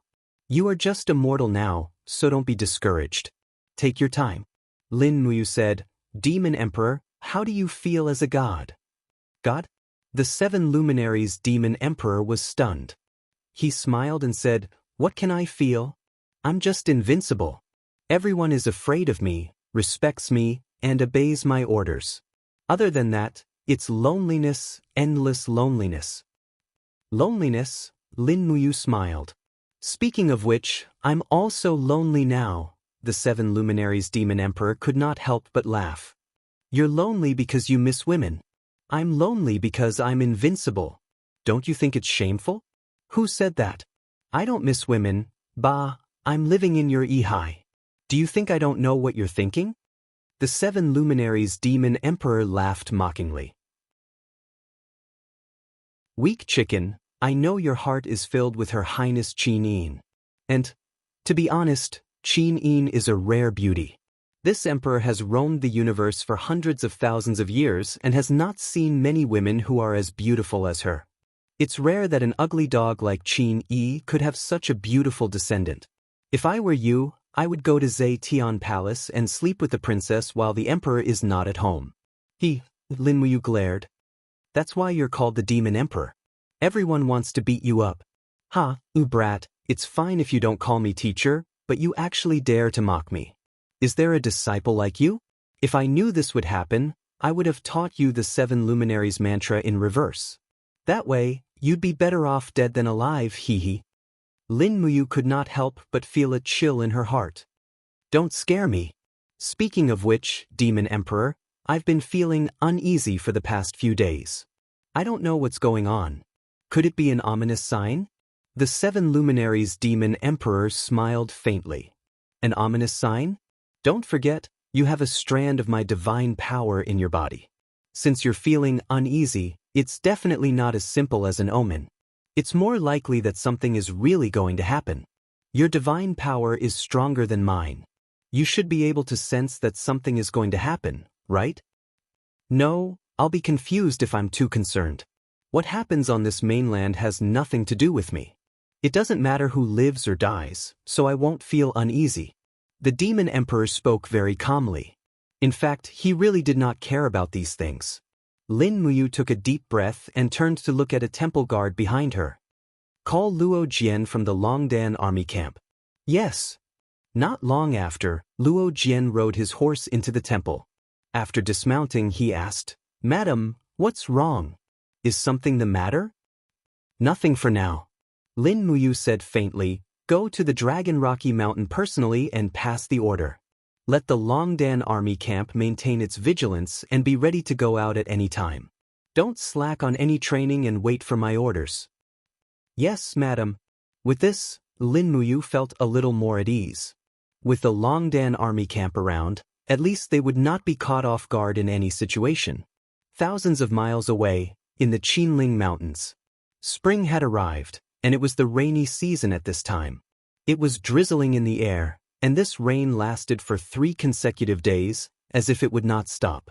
In the darkness of the night, a group of people in green straw raincoats led horses draped in green grass as they walked slowly on the mountain path. The morning light shone from the eastern sky and shone on the mountains. Suddenly, countless people in green raincoats could be seen leading horses and holding weapons as they quietly crossed the Qinling Mountains. Chapter 292. Thud, thud, thud. The sound of horse hooves could be heard hurriedly. The messenger quickly entered the flying mount camp in the north of the city and presented the letter to him. Commander, a letter from Lady Lin Muyu from the Divine Temple. Oh, a letter from you? Chu Huayin smiled and opened the letter. There was a line of words written on it that wasn't very nice. Recently, I've been feeling uneasy. I'm afraid that there will be changes in the empire.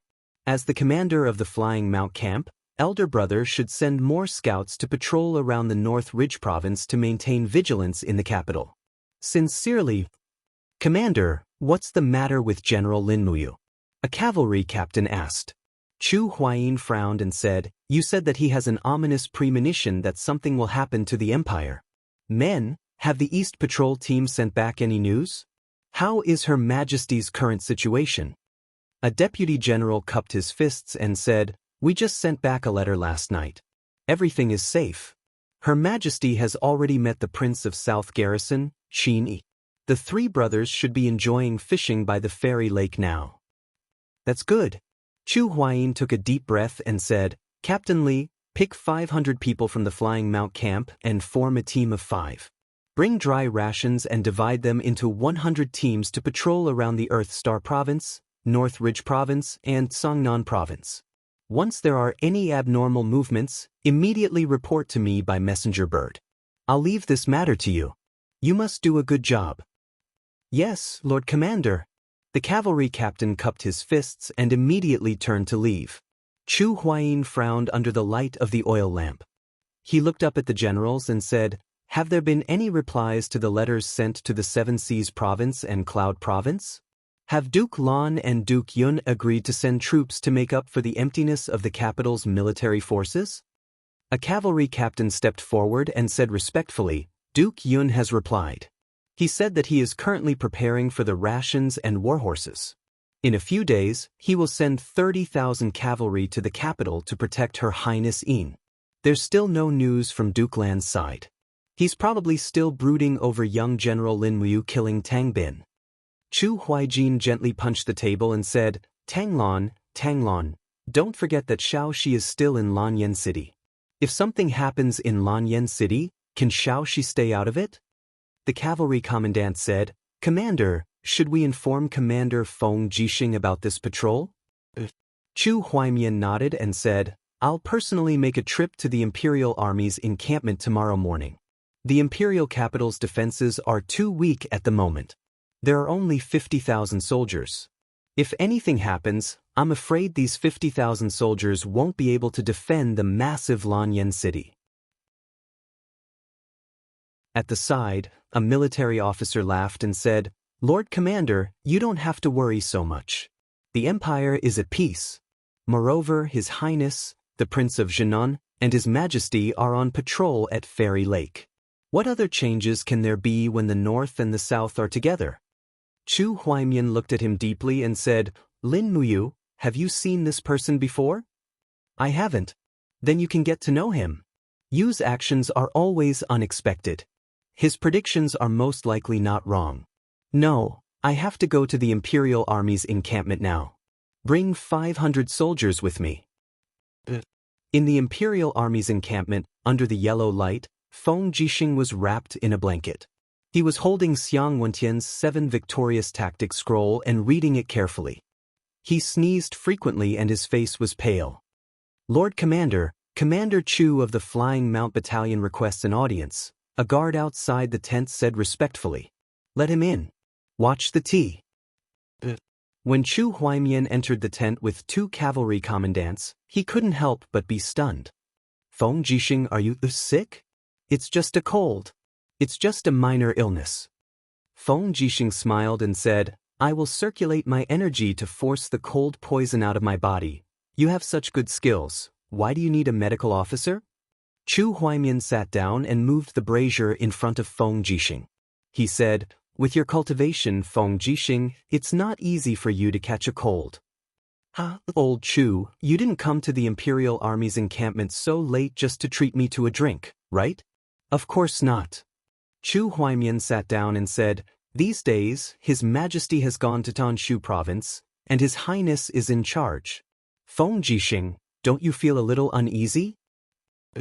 Feng Jixing said seriously, the price of the Yinhua wine in the winery is high, the women in the Yihong brothel are getting uglier, the glutinous rice in the capital's rice shop is always mixed with sticky rice, and those bastards in the Ministry of Revenue are always late in paying the army. I can't live like this anymore. I feel uneasy every day. *CK. Chu Huaimian stood up. Be serious or I'll leave. Feng Jixing laughed. All right, I won't joke around anymore. Tell me what's the matter. Chu Huaimian said, in the past 7 days, the Fire Sparrow Division in Lanyan City has not received a single case regarding the bandits in the Qinling Mountains. The hunters near the Qinling Mountains are complaining that all the prey in the mountains suddenly disappeared without a trace, as if they had all been killed. In addition, the hundreds of hostels and inns in the villages outside Lanyan City are almost all full, and people even have to go to Lanyan City to buy food. All of this is so unusual. This? Feng Jixing looked at Chu Huaimian with his clear eyes and said, someone has taken advantage of the situation and entered the capital, right? Yes, and there are quite a few of them. Chu Huaimian said lightly, I've sent people to investigate. In terms of food rations, there are at least 200,000 people who have entered the territory of the capital. This is very unusual. But the patrol teams that come and go have not found any clues, right? Yes, how do you know? Because the Imperial Guards have also sent out many scouts. Feng Jixing looked at him lightly and said, do you think you are the only ones who feel uneasy? My premonition is even stronger. This storm is finally coming to the capital. Who could it be? Chu Huaimian clenched his fists and said, "Is there really nothing we can do?" Feng Jixing smiled slightly and said, "Tomorrow, I'll ask Her Highness Yin to make an announcement. Martial law will be imposed in the North Ridge province. Merchants who come and go must be checked carefully. If they find any metal weapons, they must be taken away. How about it? The Empire values martial arts. This is too much. How many people are they going to take away? This is the only way." All right then.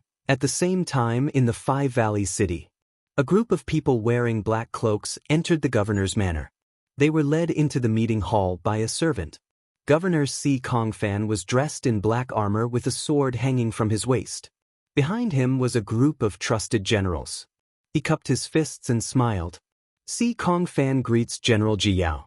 I wonder why General Jiyao has come to visit so late at night? The person who came took off his cloak and revealed a face with a sinister smile. It was Jiyao. He cupped his fists and said, "Governor Si Kongfan hasn't realized that a storm is coming?" Si Kongfan sneered. "I don't know what kind of storm it is. Could it be that it will topple the Qin Empire? But General, as a general of Lingnan, you came to Lingnan without His Majesty's imperial edict. Don't you know it's a crime?" "Crime?" Jiao smiled. He pointed to the south and said, "Do you know that there are a total of 200,000 Lingnan elite soldiers waiting for my order to raze this city to the ground?" Si Kongfan was furious. He pulled out his sword and shouted, "Ji Yao, as one of the 7 generals of the empire, do you want to rebel?" "Rebel?" Ji Yao laughed loudly. "I'm just following the will of heaven and winning the hearts of the people. Qin Jin, this fatuous ruler, doesn't know how to govern a country. He only knows how to write poems and cook. How can such a fatuous ruler be the ruler of this continent? Si Kongfan, listen to me. The 4 provinces of Lingnan have formed an alliance to overthrow the monarchy and build a brand new Iha country. We don't believe in the supremacy of the monarchy. Instead, we believe in humanity and equality. Although you are one of the lackeys of the empire, you are still a famous general. If you surrender, you will still be the master of Five Valleys City. Otherwise, don't blame us for being merciless. You're courting death." Si Kongfan brandished his sword and slashed at Ji Yao. But just as the blade was about to land on Ji Yao's head, his body suddenly froze as an invisible wave of air blew past him. Behind Ji Yao, 2 black-robed experts had sinister smiles on their faces. They were both Saint Realm experts. "Stubborn. You're courting death." Ji Yao laughed loudly. The sword on his waist flashed and the poor Si Kongfan's head fell to the ground. The group of generals behind him were dumbfounded. Ji Yao picked up Si Kongfan's head and said in a low voice, "Everyone has the right to punish the lackeys of the empire. Behind me are 2 venerables with the cultivation of the realm of the Holy Realm. If you don't want to die, then obediently surrender to me. I can still guarantee that your son won't die." The group of generals put down their swords. Their faces were ashen. This was no longer a simple mutiny. It was a rebellion, a national rebellion. Early in the morning on the southern city wall of Five Valleys City, the guards were drowsy. An old soldier sat under the city wall, smoking a pipe. He squinted his eyes and looked into the distance. He said, "You lazy little bastards. How dare you sleep while on duty? Is your strength all on the belly of a whore?" It was drizzling in the air. The veteran pulled down his straw hat to cover his smoking pipe. He looked into the distance with blurred eyes. Suddenly, he seemed to have an illusion. The green forest seemed to be moving slowly. He squinted his eyes and looked carefully again. That's right. It was really moving.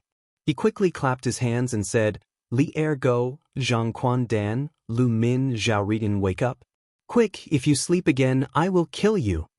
A few soldiers pulled the brim of their hats and stood up. They grumbled, "Old man, what are you doing? Why are you screaming like a ghost?" The old soldier pointed at the city wall. His arm was trembling. He said, "Look, is that forest moving?" A few young soldiers looked into the distance. They couldn't help but tremble. Their faces were pale. They said, "No, it's not the forest moving. It's the people in green cloaks, they are approaching the city. Oh my God, beat the drums." At this moment, a Chiliarch walked up to the city wall with a long spear. He said calmly, "There's no need to beat the drums. Go down and open the city gate to welcome our distinguished guests." Distinguished guests?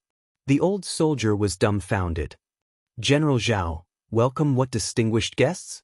"The brave soldiers of Lingnan Iha country." "I'm committing treason," the long saber flashed. The old soldier immediately fell into a pool of blood. The Chiliarch's face was vicious. "Go and open the city gate."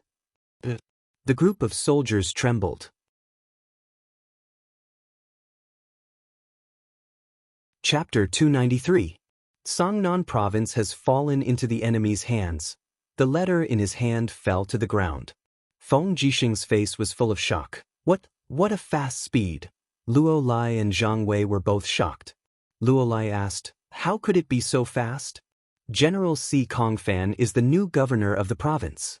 With him around, how could it fall so quickly?" "Si Kongfan has been killed." Feng Jixing said indifferently, "I don't know where Lingnan found a few divine domain experts from. Things are not looking good. Come, follow me into the palace to meet Her Highness Yin. The empire's turmoil has already begun." In Zetian Palace, there were many officials. Everyone was restless. Many of them were gritting their teeth, but there was nothing they could do. When Feng Jixing stepped into the palace with Zhang Wei and Luo Lai, Lin Muyu and Chu Huaijin also came forward. Chu Huaijin said, "General Feng also received the news of Songnan province's fall?" "Yes, what did Her Highness say?" "There is no statement yet." Lin Muyu placed her hand on the hilt of her sword and followed Feng Jixing and Chu Huaiying to the throne. She raised her head and saw that Qin Yin was already walking over with an exquisite cloak draped over her shoulders. Her silk skirt trailed behind her as two maids followed behind her respectfully. "Brother Yu, has Songnan province really fallen?" Qin Yin asked anxiously. Lin Muyu cupped her fists and said, "I received the letter not long ago. According to the report from the spies I arranged in Songnan province, the scale of the rebellion in Lingnan is very large. They used more than 300,000 men and horses. Jinan Wang Qin Yi conferred Jiao the title of marshal, Lin Yu and Long Qianlin as generals. They have already occupied 5 Valley City. At most 5 days they will reach the capital." Qin Yin had a helpless look on her face. "Imperial Father. Imperial Father is still in Tianshu province." Chu Huaijin cupped his fists. His face was full of sadness as he said, "Your Highness, please forgive me for overstepping my bounds. I'm afraid His Majesty is already in danger." "Impossible." Qin Yin shook her head and said resolutely, "Father has brought many experts from the Imperial Guards, and he has also taken 3 experts from the 3rd heaven of the Heaven Realm as guards from Dubhe province. With 100,000 soldiers accompanying him, it's impossible for anything to happen." Chu Huaijin looked up at Qin Yin and said lightly, "According to reliable information, Qin Yin has invited Luo Lan, a godly state expert who lives in seclusion on the sacred peak. Luo Lan also has several sanctuary experts under her command. If I'm not wrong, Luo Lan has disguised herself as Qin Yi's personal guard. No matter how many experts Your Majesty has around you, how could they be a match for a divine venerable one?" Tears instantly filled her eyes. Qin Yin stood there silently and murmured, "Imperial Father will be fine. Imperial Father will be fine." Lin Muyu stepped forward and gently hugged Qin Yin. Now he was Qin Yin's only support. He whispered in Qin Yin's ear, "Xiao Yin, the Prince of Jinan has committed treason. Everyone is panicking. You are the only one who can support the overall situation. Be strong. Imperial Father may be fine, but before that, you must guard Lanyan City." Qin Yin quietly wiped away her tears. Lin Muyu took a few steps back, but he still stood among the officials. At this time, Minister Luo Xing cupped his fists and said, "Your Highness, the Prince of Jinan, Qin Yi's act of treason is really stupid. As the saying goes, his words are not justified. As long as we send an elite army to Cangnan province immediately, they will definitely be easily defeated. Feng Jixing couldn't help but laugh. The 200,000 elite soldiers of Bailing City are a motley crew? This is really a big joke. Lin Yu is one of the 7 divine generals of the present age. He is well versed in the art of war and strategy. Together with Long Qianlin, who can't be underestimated, if we underestimate our opponents, I'm afraid the history of the empire will really end today. I hope your highness will understand. Luo Xing raised his eyebrows and said, General Feng has been leading the imperial army to occupy the imperial capital for many years and hasn't participated in any battles. No wonder he is like a tiger whose claws have been sharpened. Is that so? Feng Jixing sneered. Qin Yin frowned and looked at the crowd and asked, Chu Chu, before Imperial Father left, he asked you to assist Xiao Yin. At this moment, what do you think we should do? Chu Chu's brows were tightly locked as he said, if Luo Lan really came, the empire would not be able to escape this catastrophe, but we cannot sit still and await death. His Highness personally wrote a letter and sent it to the Seven Seas City and Muyu City to request for reinforcements. It is necessary to let the Seven Seas City and Muyu City's military forces come out in full strength to turn the tide. In addition, in order to prevent any accidents from happening to the letter, send trusted subordinates to these 2 cities on fast horses. Whether Lan Yen City can be saved or not will depend on how many troops the Seven Seas City and Muyu City send out. Someone, bring a pen and paper. Qin Yin's eyes flickered as she looked at the ministers and said, Who is willing to go to Muyun City for me and ask grandfather to send out troops? In the crowd, Yuan Xie's son, Yuan Lian, cupped his fists and said, This general is willing to go. Qin Yin nodded. Then I will have to trouble General Yuan Lian. If you can get reinforcements, I will pardon your father's crime of being defeated and promote him to the position of country protector general. Thank you, Your Highness. Yuan Lian was overjoyed. Qin Yin looked at Tang Xiaoxi who was beside Lin Muyu and said, Shaoxi, Qihai City? Only you are the most suitable person to go, so I will have to trouble you to make this trip. Tang Xiaoxi's eyes turned red and said, Let others go. I want to stay in the imperial capital to accompany you and Mu. Qin Yin's voice was full of determination. There is a gap between Duke Lan and Imperial Father. You must go personally. Otherwise, I am worried that Duke Lan will not send troops to reinforce Lanyan City. Shaoxi, I am begging you, you must go on this trip. Tang Xiaoxi silently stood in the same place, her shoulders slightly trembling and said, Xiao Yin, if Lanyan City is really besieged, I will come back even if I can't get reinforcements. Qin Yin nodded gently. Soon, 2 letters were written and sent to Muyu City and Qihai City respectively. Tang Xiaoxi also led the snow pair war horse and was ready to set off. Lin Muyu accompanied them all the way to the main hall. He had mixed feelings. This time it was not a joke. Lanyan City might really fall. Jinnan Wang had sent out a hierarch expert. Perhaps this would be the last time he saw Tang Xiaoxi. Mu, Tang Xiaoxi led the war horse and looked at him with red eyes and said, Can you hug me again? Lin Muyu was stunned and walked forward. Without hesitation he held Tang Xiaoxi's delicate body in his arms. Tang Xiaoxi trembled all over and tears came out of her eyes. She cried loudly, I'm afraid. I'm so afraid. I'm afraid that I won't see you again after I come back. I'm afraid. Lin Muyu gently stroked her long hair and said softly, Shaoxi, don't be afraid. I promise you that I will wait for you in Lanyan City. Xiao Yin and I will wait here for you to come back and save us. You have to be quick. Tang Xiaoxi nodded her head. Yes, I will. With that, she left Lin Muyu's arms. This time, she did not look back. She turned over and mounted the horse, galloping away. In the blink of an eye, she disappeared on the main road.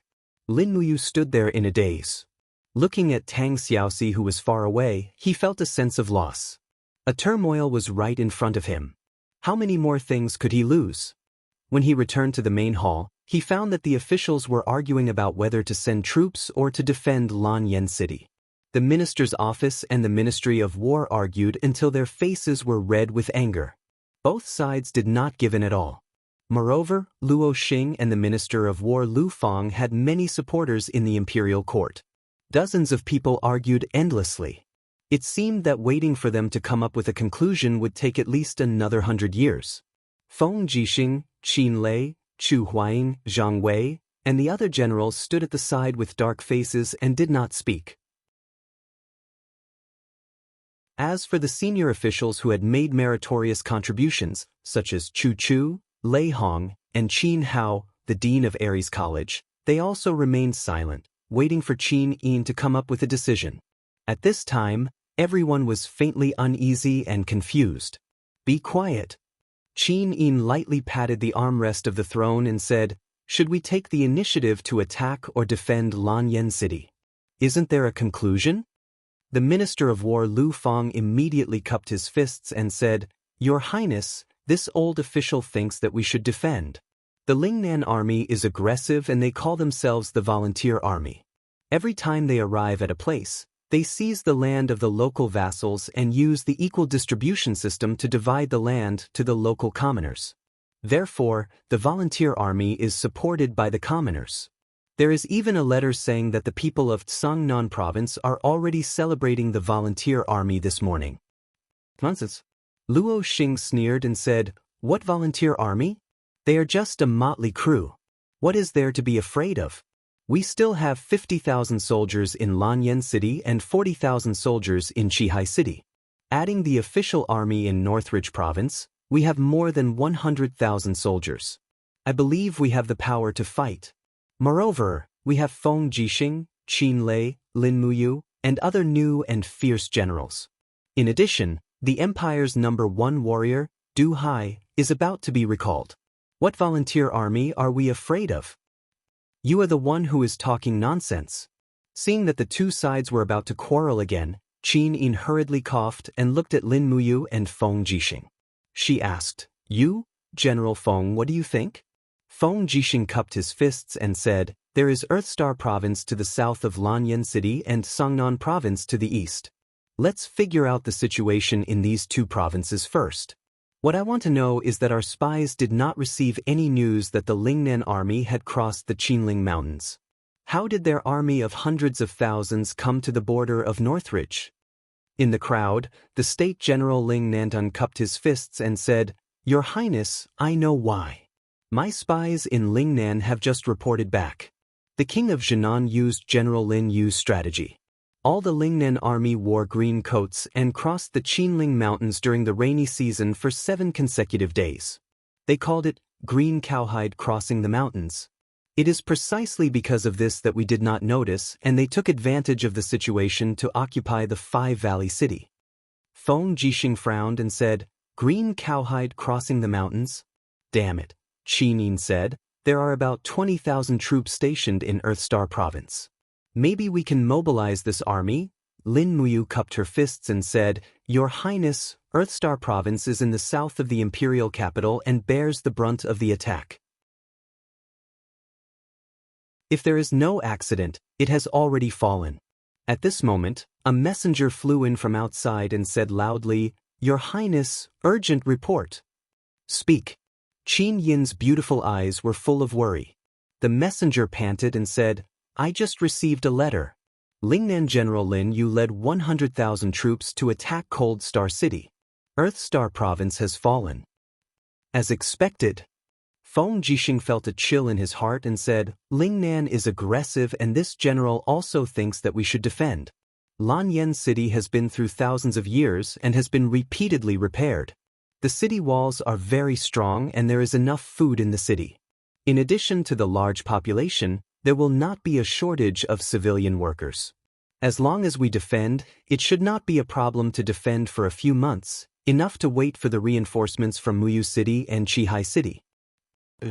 Qin Yin nodded, "Then we will defend."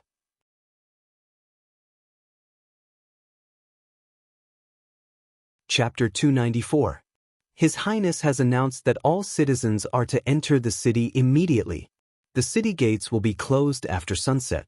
Without His Highness's order, The city gates will not be opened until the crisis is over. Zhang Wei stood on the city walls with a long saber in his hand, shouting at the citizens below the city. Lin Muyu, Feng Jixing, and Chu Huaimiao stood at the side, helplessness written all over their faces. As a general of the empire, it's a disgrace to not come out and defend the city. Feng Jixing clenched his fists, his face full of anger. Chu Huaimiao said, "The enemy is strong while we are weak. This can't be helped. I just don't know when Qihai City and Muyu City will be willing to send out their troops. As long as they send out their troops, we will definitely be able to defeat the so-called volunteer army." Feng Jixing looked at Lin Muyu and asked, Do you want to summon your Longdan army camp to Lanyan City as well? No need. Lin Muyu shook her head and said, I have already sent someone to the Longdan army camp to inform them to defend the city like us. Dragon Rocky Mountain is easy to defend but hard to attack. 1,000,000 soldiers won't be able to take it down in a short period of time. Leaving the Longdan army camp on Dragon Rocky Mountain can be used as a surprise attack. If there is a need, the Longdan army camp can also cooperate with us. Feng Jixing clapped his hands and chuckled, That's good. I have seen use Longdan army camp. Their combat power is terrifying, and their equipment is the best in the empire. To be honest, if there are less than 150,000 volunteers surrounding the city, we can open the city gates and fight. Our chances of winning are more than 70%. What if there are more than 200,000? Chu Huaimiao asked with a smile. Feng Jixing's expression darkened. Then we can only defend and not go out. The disparity in military strength is too great. Going out of the city is just suicide.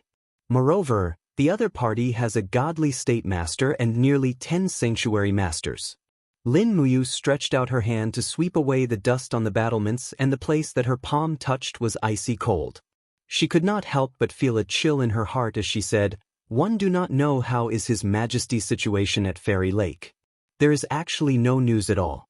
He had brought so many letters with him, could it be that he could not even send one back? Feng Jixing frowned. I hope His Majesty can turn misfortune into blessing. But to turn misfortune into fortune, if it was a great misfortune, how could it be resolved? Late at night, Chu Huaying rode into the darkness of Tongtian Street. Not long after, he stopped in front of the Divine Marquis residence. After he dismounted, he looked at the lonely iron gates and hesitated for a moment before he walked forward and gently knocked. Who is it? A guard's voice came from inside. Commander of the Flying Mount Battalion, Chu Huaying greets Miss Xinxiang. The guard immediately sneered. So it's the famous General Chu Huaying. Didn't you say that you would not see my miss anymore? Yes, I will not see her. I only hope that Miss can talk to me through the door. Wait a moment. Thank you. Not long after, Xinxiang's gentle voice came from the other side of the iron gates. Lord Chu, why are you visiting so late at night? Chu Huaying cupped his fists and said, Miss, Songnan Province and Earthstar Province have fallen one after another. Lanyan City is isolated and has lost. Miss Xinxiang is the daughter of the Divine Marquis. Ji Yao and Lin Yu were once Divine Marquis Zheng Yifun's subordinates. I believe they will not make things difficult for you. Miss, please leave the city immediately and look for the Divine Marquis in Tianshu Province. Xinxiang smiled. Lord Chu, I know what I am doing. Thank you for your concern. I will decide whether to stay or leave. Chu Huaying was anxious. He gritted his teeth and said, Xinxiang, you must leave now. The Lingnan army will arrive at the city at any time. If you don't leave now, I'm afraid you won't have another chance. Huaying. Xinxiang called out softly. Didn't you say that you want to see me in the pugilistic world? If I leave now, we won't be able to see each other anymore. Go, I won't leave. If my husband dies on the battlefield, I'm willing to follow him. Chu Huaying's body trembled. His eyes were bloodshot. Xinxiang, are you crazy? There was no more sound from inside the door. Chu Huaying stood outside the door for more than 2 hours. Then he led his horse away. In the early morning of the next day, the 30,000 Imperial Guards and the 17,000 soldiers of the Flying Mount Battalion had all entered Lanyan City and settled in the barracks around the four gates, making Lanyan City suddenly lively. However, all the people closed their doors and windows and lived in fear. They didn't know what would be waiting for them in the next moment, whether it would be death or a new life. Early in the morning, there was another heavy fog that shrouded Lanyan City. Wisps of dew slowly flowed down from Lin Muyu's armor. He stood guard on the north wall of Lanyan City. He didn't sleep a wink the whole night and looked rather tired. "You, go and sleep for a while." Feng Jixing frowned. "Look at how haggard you look. If Her Highness saw you like this, I don't know how distressed she would be." Lin Muyu smiled and shook her head. "I can't sleep. Brother Feng, can you sleep?" "I can't." Feng Jixing smiled bitterly and said, "This might be our last battle." "You still haven't received the letter from Fairy Lake?" "No, not even a single one." "Sigh." Lin Muyu sighed. She pulled out the dragon spirit sword and gently wiped the dew on the blade with a white cloth. "Brother Feng, are you afraid?" "Afraid?" Feng Jixing smiled. "What's there to be afraid of?" "I'm a soldier of the Empire. It's my honor to die in battle for the Empire. Moreover, heroes emerge in troubled times. You, don't you think this is also a chance for us?" "I don't think so." Lin Muyu shook her head. "I am very afraid. I am afraid of losing all the people and things I care about. I am afraid of losing Xiao Yin, Xiao Shi, and all of you. If I can choose, I would rather choose obscurity than to choose glory forged with blood." "Perhaps what you said is right." Feng Jixing continued to sit beside Lin Muyu. He took out a wine gourd and gulped down a mouthful of strong wine. "But this is life. The more you want to escape from this war, the more you can't escape it. You hate killing, but you must face everything in front of you.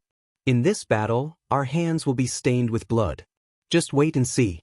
Right at this moment, suddenly, the sound came from the sky. A messenger bird rapidly landed on Feng Jixing's shoulder. He hurriedly took out the letter tube and swept his gaze across. His face was filled with astonishment as he said, "So fast. The volunteer army's advance heavy cavalry is already less than 300 miles away from Lanyan City. They will arrive before sunset today." "Damn it." Lin Muyu sheathed her sword and lightly said, "Are they so eager to destroy Lanyan City?" Feng Jixing looked indifferent. "Zhang Wei, pass down the order. The whole city is on alert. Prepare for war in the afternoon. In addition, has the Tianchong army of Seven Seas City returned?" Zhang Wei nodded.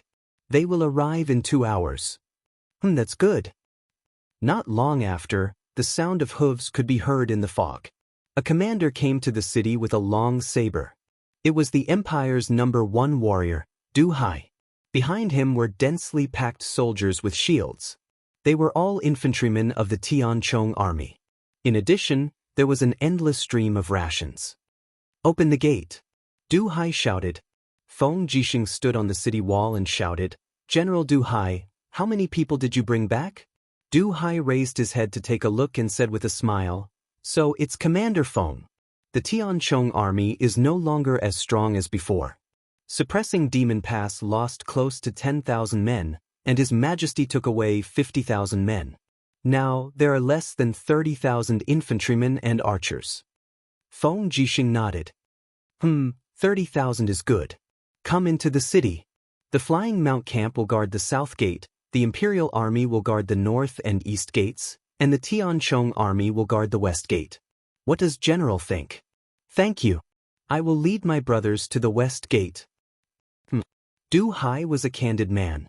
Although his military rank was higher than Feng Jixing's, he could follow Feng Jixing's orders to defend the city.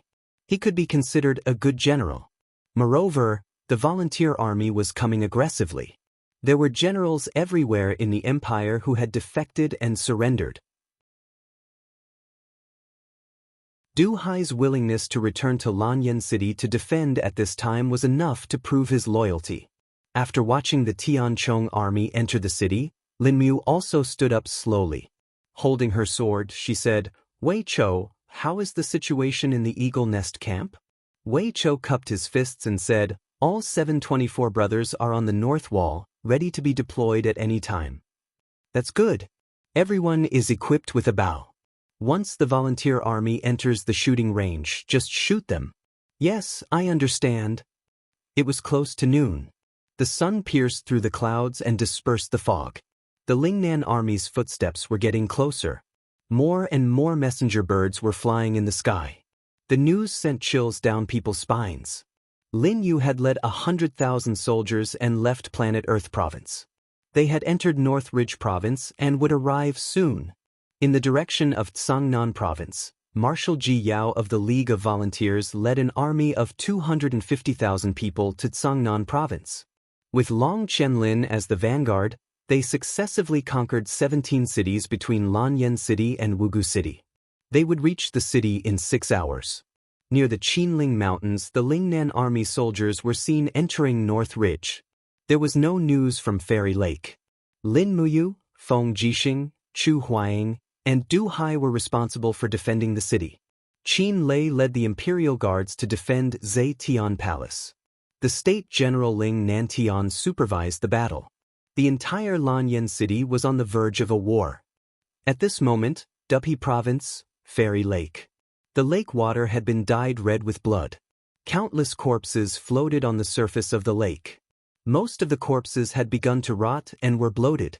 They were being eaten by fishes. Flags of the Tianchong army and Longquan army floated on the water. The blood flowed for hundreds of miles. The entire Fairy Lake was dead silent. Messy footprints covered the mud on the lakeside. A man had sunk deep into the shallow mud. Water plants were entangled around his red and swollen neck. His eyes were wide open and filled with indignation and anger. His palms were in the shape of claws. His fingernails were cracked.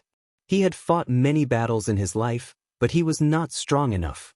That was why he had drowned. No matter how arrogant he was when he was alive, how he was one of the 9 Supremes and how he controlled the universe. He was just a cold corpse after death.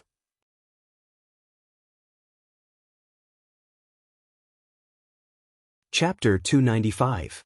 At dusk, the heavy and dense sound of horse hooves came from outside the city. A large number of cavalrymen appeared in sight. They held up the banner of the volunteer army and wore blood-red armor. They stopped about a kilometer away from Lanyan City and started to get into formation. The cavalrymen were at the front and the infantry at the back. They also started to light torches, forming a dense mass. In the blink of an eye, night fell. The torches outside the city formed a sea that spread all the way to the direction of the dragon-seeking forest. The overwhelming number of soldiers was very frightening. Oh my! Zhang Wei felt his scalp go numb. He said, "The women of Lingnan are really fertile. They actually gave birth to so many beasts. Damn it, how long will it take for me to kill them all?" Wei Chou frowned. What are they waiting for? Waiting for the supply troops. Feng Jixing said indifferently, the ladders and catapults move slowly. They will only arrive here tomorrow. They are waiting. This night will be very difficult. Why is it difficult? Zhang Wei asked. Feng Jixing smiled. The commander of the front line is Long Qianlin. He is well versed in the art of war and naturally knows the power of psychological warfare. Just wait, they will be here soon. Yes. Torches were also raised on the city walls. It was a beautiful scene. Not long after, the Lingnan army parted. An envoy holding a white flag came to the city. He was a lean guy. He laughed toward the city walls and said, Lingnan General Long Qianlin has led 100,000 troops to deliver congratulatory gifts to the imperial capital. I hope the generals in the imperial capital will kindly accept them. As he said this, he waved the white flag. Instantly, hundreds of cavalrymen galloped to the city walls. They spread out a black object under the city walls and then mounted their horses and left. What is it? Zhang Wei frowned. Feng Jixing squinted and looked into the distance. Suddenly, his body trembled. He said, It's the war flag. What war flag? Lin Muyu was stunned. Feng Jixing gritted his teeth. The war flags of the Tianchong Legion and the Longquan Legion. Oh my God, there are at least 1,000 of them. The imperial army that His Majesty brought to Dubhe province has been destroyed. Ah, Lin Muyu felt as if his heart had been pierced through. His wishful thinking was that Qin Jin would definitely lead an army to return, but in the end he still received this cruel news. Wei Chou clenched his fists. How despicable! Are you trying to use the Empire's war flag to chill our morale? Lin Muyu's gaze turned cold as she said, use fire arrows to burn these flags. Fire arrows were shot randomly from the city wall, and the flags on the ground quickly caught fire, turning into piles of ashes in the blink of an eye. From afar came the wild laughter of the volunteers, but they did not attack the city. Not long after, the war drums in the north rumbled, and another large group of people came. This time, it was the commander-in-chief Ji Yao. A group of infantry with shields in their hands moved slowly, escorting a general in a white robe. It was Ji Yao. Ji Yao's expression was extremely domineering. He laughed loudly and said, "Who's the general guarding the northern gate? Come out and speak." Feng Jixing raised his blade and said coldly, "Oh, it's General Ji Yao. Feng Jixing is here." Feng Jixing? Ji Yao looked up at the city and said calmly, "I'm sure you've all seen it. The Tianchong army and the Longquan army have been defeated, and the Earthstar province, Songnan province, Lingdong province, and Heaven's Pivot province have also been conquered by us. 8 of the Empire's 12 provinces are already in our hands. Why are you still holding on? Open the gates and welcome the volunteers into the city. I, Ji Yao, guarantee that you, Feng Jixing, will continue to be the commander of the Imperial Guard. How about it?" Feng Jixing couldn't help but burst into laughter. Among the 7 divine generals of the Empire, I, Feng Jixing, am ranked 3rd, and you, Ji Yao, are ranked 6th. If it weren't for the lack of talents in Lingnan, how could trash like you become a marshal? Ha, Ji Yao, attack the city if you want. I, Feng Jixing, await your arrival here. Stubborn fool. Ji Yao snorted coldly and abruptly pulled out his sword, pointing it at the city walls. I, Ji Yao, hereby declare that if Lanyan City refuses to surrender, I, Ji Yao, will slaughter everyone in the city on the day I take it. Not a single chicken or dog will be spared. You dogs of the Empire, listen well. The Iha nation follows the will of the heavens and wins the hearts of the people. Overthrowing the monarchy is a must. If you dogs of the Empire continue to be stubborn, you will only end up with your bones broken and ashes scattered. If you open the gates and surrender the city before sunrise tomorrow, I will let bygones be bygones. Otherwise, prepare to be slaughtered." He urged his horse to turn around and leave. The group of imperial generals on the city walls were all dumbfounded. Zhang Wei gnashed his teeth. "Damn it, when did I become a dog of the Empire?" Luo Lai said, "Commander, what should we do?" "What else can we do?" Feng Jixing said indifferently, "Everyone, prepare for battle. The real battle will begin at dawn tomorrow." Sir. As if they didn't want to let the defenders of Lanyan City rest, the volunteer army cheered for an entire night. The sound of the war drums never seemed to stop, and the flags below the city walls fluttered in the wind. What was worse was that the chariots they pushed out were filled with helmeted heads, all of which belonged to the Tianchong army and the Longquan army. The Battle of Fairy Lake was a complete one-sided defeat for the Empire. At dawn, a blood-red ray of dawn pierced through the clouds and shone directly on the city walls of Lanyan City. Lin Mu opened her sleepy eyes and said, "The battle has begun." Bang! The city walls suddenly shook. A huge rock had hit the wall and created a dent about a few meters deep. Although the city walls of Lanyan City were strong, they wouldn't be able to hold up for long if they kept going like this. Dong, dong, dong. The sound of the war drums was abnormally intense. Thousands of ladders were pushed out from the boundless battle formation of the volunteer soldiers. They were guarded by soldiers holding heavy shields as they slowly approached the city. It had been too long since such a large-scale war had taken place in the Empire, so many Imperial Guards and the soldiers of the Flying Mount Battalion were bitterly disappointed. How could they defeat this group of courageous troops when there were so many enemies outside the city? Below the city walls, Long Qianlin, dressed in silver armor and holding a long spear, shouted, "Attack the city!" The first warrior to climb the city walls will be rewarded with 100,000 gold coins and be conferred the title of nobility. It's really Long Qianlin? Lin Muyu's eyes dimmed. Feng Jixing smiled at the side. Are you regretting letting him go back then? Lin Muyu smiled. What's there to regret? Didn't His Majesty kill Long Qianlin's parents to vent his anger? Feng Jixing was stunned. He smiled and patted her shoulder. Get ready to kill the enemy.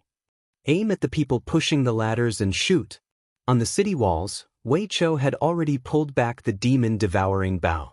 The next moment, there was a clanging sound. The foot of the city walls lit up, and the volunteer army behind the ladders fell to the ground. In the next moment, most of the ladders entered the firing range. Arrows rained down from the top of the city wall, piercing into the bodies of the volunteer soldiers. In the blink of an eye, a large number of them fell to the ground. However, the ladders were still slowly approaching the city wall. Throw the rolling stones down to block the wheels of the ladders, Feng Jixing ordered loudly. Tens of thousands of stones were thrown down within a minute, and the ladders were blocked.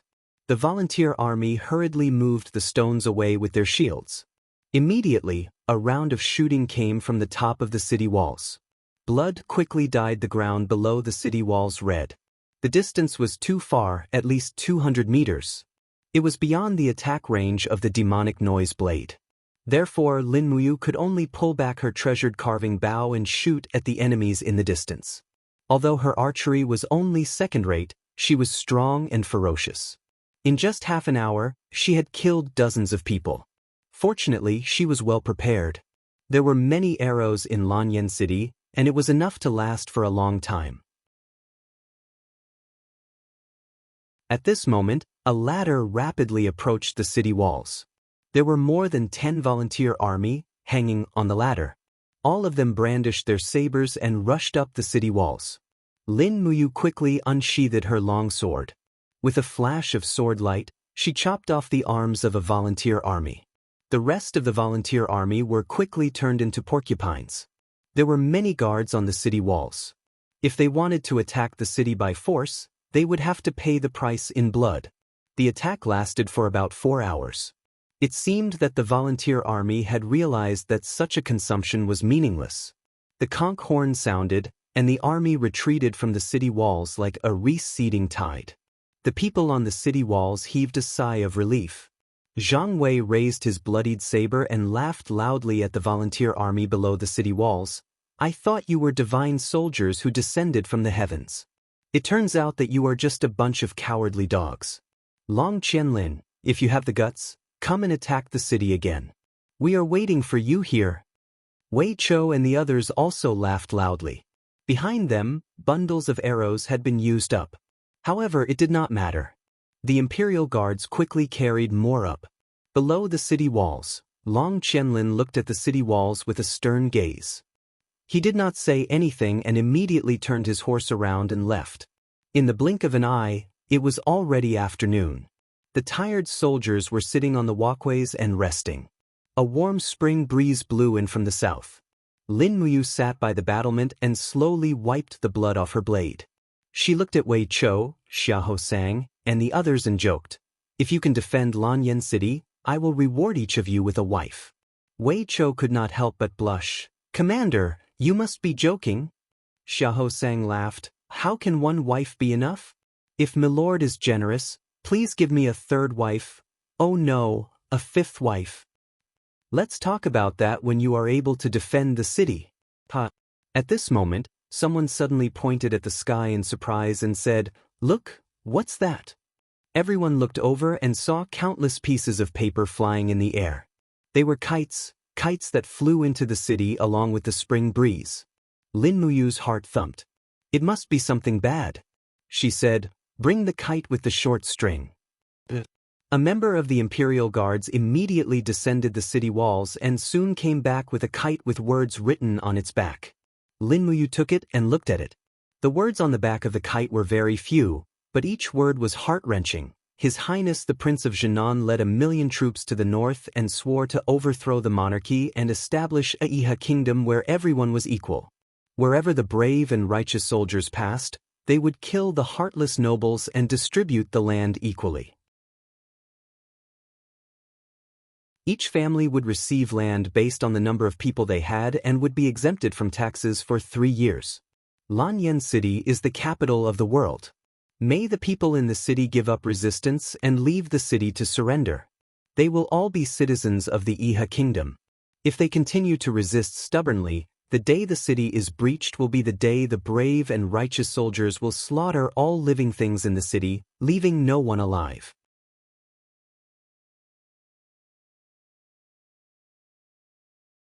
Chapter 296. What's written?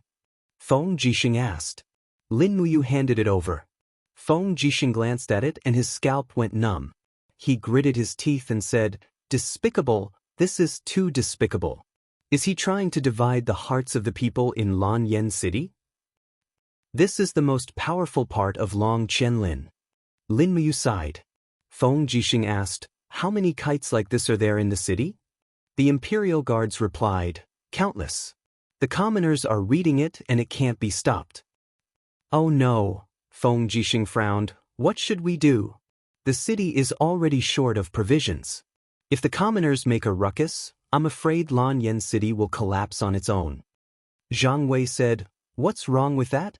If those unruly commoners dare to make a ruckus, we'll just kill them." "Don't be reckless." Feng Jixing looked at Lin Muyu and asked, "Do you have any ideas?" Lin Muyu looked at the volunteer soldiers that blotted out the sky and earth outside the city and said lightly, "Let them pay them back in their own coin. Let the people from the minister's residence immediately write 100,000 letters and pretend that it is a letter sent from the Five Valleys city. Just say that the volunteer soldiers are very hypocritical and had already massacred the entire Five Valleys city. The city walls are filled with human heads and it is only death if one surrenders. Distribute these letters in Lanyan City and perhaps it can curb their psychological attack." "Good." Feng Jixing's eyes lit up and he smiled. "You still have a way. Do it." "Yes, General." Lin Muyu leaned against the blood-stained city wall, feeling an indescribable discomfort in her heart. Iha country promoted equality for everyone and adopted the equal distribution system to appease the people. This was a level of civilization that was far above the imperial system, yet she was here as the empire's dog in their words. Was she doing the right thing or wrong thing? However, after looking at the Tianchong army and Longquan army's war flags that had been reduced to ashes, Lin Muyu felt a little relieved. What equality for all? What equal land system? It was just a ploy to usurp the world. If everyone was truly equal, then the soldiers of the Longquan army and Tianchong army also had parents, wives, and children. Where was their equality? Even if the world changed its master, it would just be a different person enslaving the people. The only hope for survival was to defend and wait for reinforcements. In the blink of an eye, 3 days had passed, but there was still no sign of reinforcements. The citizens in the city had already caused a ruckus, and even the capital's treasury had been smashed and looted twice. In the Zetian Palace, the officials were at their wits' end. A wisp of green smoke lingered above the incense burner, and Qin Yin's beautiful eyes were red. After hearing the news of the East Patrol Army's defeat, she had cried for 3 consecutive days. She had grown up under her father's care since she was young, so her relationship with Qin Jin was naturally different. Now that Qin Jin had mostly died in battle at Fairy Lake, half of Qin Yin's world had collapsed. The other half was Lin Muyu. "What's the situation with the volunteer soldiers?" Qin Yin raised her head and asked the crowd. Chu Huayin cupped his fists and said, "They are no longer attacking the city recklessly. Instead, they are using catapults to continuously destroy the city walls. The walls are already damaged in many places. If this continues, I'm afraid that Lanyan City will not be able to hold out for long." "There is an even more pressing problem," Feng Jixing said. Qin Yin was stunned. "General Feng, what problem?" "We don't have enough provisions for the war horses." Feng Jixing said, "The Imperial Guards have 10,000 cavalrymen, and the Flying Mount Battalion has 17,000 cavalrymen. In addition to the 4,000 war horses from the Imperial Guards and the supply of other war horses in the city, There are more than 30,000 warhorses in Lanyan City that need to be fed. However, there are a total of 19 fodder farms around Lanyan City, and they have already been occupied by the volunteer soldiers. Before dawn tomorrow, our fodder will all be used up. In other words, after tomorrow, there will be no more cavalrymen in the city. What should we do? Qin Yin was a little anxious. Without the cavalrymen, we won't even have the strength to counterattack. Feng Jixing said plainly, "That's right." As he said this, he suddenly laughed. "What are you laughing at, General Feng?" Qin Yin asked. "As far as I know, they have mobilized a total of 35 people to surround Lanyan City. The rations of these 35 people for a day are already quite large. Earthstar Province is far away from here, so they may not be able to transport the rations here. Therefore, the provisions of these 350,000 volunteer soldiers come from Tsangnan Province. According to the intelligence, most of the provisions of the volunteer soldiers are hoarded in Qiufeng Town, 30 miles east of Lanyan City. As long as we burn the provisions of Qiufeng Town, I'm afraid that the volunteer soldiers will collapse on their own." Qin Yin pursed her red lips and said, "How to burn the provisions of Qiufeng Town is the key to the problem. General Feng, do you have a good plan?" Feng Jixing smiled faintly. "We can try, but the price will not be small, and we need the assistance of you." Lin Muyu smiled at the side. "Brother Feng is talking about a diversion, right?" "Yes." A light flashed in Feng Jixing's eyes as he said, "I have inspected the situation of the volunteer soldiers on all sides of Lanyan City today. There are the most people gathered outside the North City Wall, and the least outside the East City Wall. There are at most 30,000 infantry soldiers defending. In my opinion, we can send a cavalry to attack the volunteer soldiers outside the East Gate at night." "No!" Chu Huayin raised his eyebrows and said, "I have also checked carefully. Although there are only 30,000 volunteer soldiers outside the East Gate, the birds in the forest in the distance are constantly flying away. There must be an ambush. That is just a trap set by Long Qianlin." "I know." Feng Jixing smiled and said, "I will lead 10,000 Imperial cavalry to rush out of the East Gate to attract their attention. Chu Huayin, you can lead 17,000 Flying Mount Battalion soldiers to attack from the South Gate. The army will go straight to Qiufeng Town." Chu Huayin squinted his eyes. "Our opponent is Long Qianlin. Will he not send an ambush to intercept the Flying Mount Battalion?" "He will, and he will definitely." Feng Jixing smiled and said, "But we still have a trump card in our hand." Lin Muyu smiled at the side. "I know, the Longdan army camp." "Yes." Feng Jixing laughed heartily. "The real trump card is the Longdan army camp.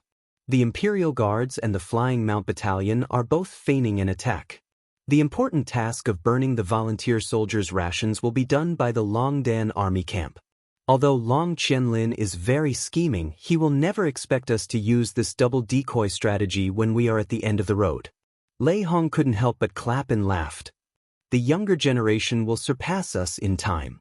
It is a great fortune for the Empire to have generals like Feng Jixing, Chu Huayin, and you." Qin Yin said happily, "That's good. I will leave the night attack to General Feng." "Yes, I will not disappoint your Highness's expectations." Qin Yin glanced at the officials and said, "This operation is very confidential, so none of the officials present can leave Zetian Palace Hall. You can return to your residence tomorrow." "Yes, Your Highness."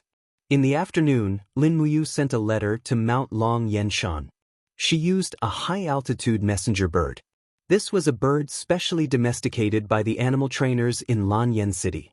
It would not become a target for enemy archers when it flew in the air. At dusk, she received a reply from Luoyu. It was a letter written by Luoyu, indicating that the materials to ignite the fire had been prepared. In accordance with Lin Muyu's orders, the 20,000 elites of the Longdan army camp went straight to Autumn Wind Town without any delay. As night fell, the rumbling sound of catapults came from the four walls of Lanyan City. Boulders were shot from both inside and outside the city. Boulders fell into the city one after another, killing and injuring countless people. Miserable screams could be heard from inside the city, but this was war, and no one could change it. At night, the streets of the city were silent. 10,000 imperial soldiers were waiting in formation. Feng Jixing was wearing an iron armor and holding a wind cutter in his hand. He slowly put on his helmet and said to Lin Muyu and Chu Huaying with a faint smile on his face, "I am going. 2 hours later, the two of you will rush out of the west gate with the flying mount camp. Remember, don't be obsessed with fighting. After attracting enough volunteer soldiers, rush back to the city. General Du Hai will lead the Tianchong army to the west of the city to receive you." "Yes, Lin Muyu said with a smile. However, Feng Jixing took a deep look at the two of them, as if he couldn't bear to see them die. After a few seconds, he said, "You two brats, come back alive. I, Feng Jixing, only have you two brothers in my life." Chu Huaying clenched his fists and said, "Don't worry, our lives are very tough." Lin Muyu smiled and said, "Brother Feng, you have to come back alive too. Wait for us to come back and drink this celebratory wine." The city gate slowly rose. There were a total of 8 city gates under the east city wall, and all of them rose. A dense group of imperial soldiers rushed out on horseback. Almost all of them were equipped with spears and round shields. Their war horses were also the best horses in the empire, and their combat power couldn't be underestimated. After watching Feng Jixing leave, Lin Muyu said, "Brother, let's go. Have you seen Sister Chu Yao?" Chu Huaying laughed and said, "Brat, are you worried that we won't be able to come back alive?" Lin Muyu nodded and said, "I'm indeed worried." "Don't worry, we'll come back. Let's go, don't let Yao worry. She's with the people from the spiritual medicine department and is treating people in the casualty barracks." "Okay." Not long after, the sounds of killing filled the air outside the east city wall. Feng Jixing's imperial soldiers had already clashed with the volunteer soldiers. The volunteer soldiers from all directions immediately swarmed over, as if they wanted to tear the 10,000 imperial soldiers into pieces at the first opportunity. After a while, all 8 city gates rose. Nearly 20,000 flying mount battalions heavy cavalry surged out of the city and headed straight for the volunteer soldiers outside the west gate. The sound of the horses' hooves shook the heavens and the earth. It was as if the entire Lanyan city was trembling because of this battle. Lin Muyu held the dragon spirit sword in her hand, and the horse she was riding on was snorting. She quickly rushed to the front of the cavalry formation with her master and walked side by side with Chu Huaying. Under the moonlight, the volunteer soldiers' camp could be vaguely seen. In the distance, the volunteer soldiers raised their shields and shouted, "The dogs of the Empire are here, prepare for battle. Go." Lin Muyu spurred her horse forward even faster. With a sudden wave of her hand, the golden gourd wall emerged from her body and blocked the front of the flying mount battalion's charging formation behind her. Pava. The long spears that were thrown by the volunteer soldiers were deflected. The warhorse suddenly neighed and leaped over the first shield formation. Lin Muyu turned around and swept her longsword across. The sword light flashed across and the group of volunteer soldiers' bodies and shields were sliced into pieces. Fresh blood quickly permeated the air, and there were sounds of violent collisions all around. One could well imagine the consequences of the high-speed heavy cavalry colliding with the shield formation. The shield formation of the volunteer soldiers collapsed almost immediately. The well-trained flying mount battalion quickly brandished their weapons and slashed at the enemy's encampment, cleaving through the waves and directly killing their way into the encampment. The dragon spirit sword flashed, and a volunteer soldier stood dumbfounded on the spot. A second later, he realized that his right arm had been sent flying along with his iron spear. He immediately let out a miserable howl, and in the next moment, he was trampled into a pile of meat paste by the iron hooves of the warhorse.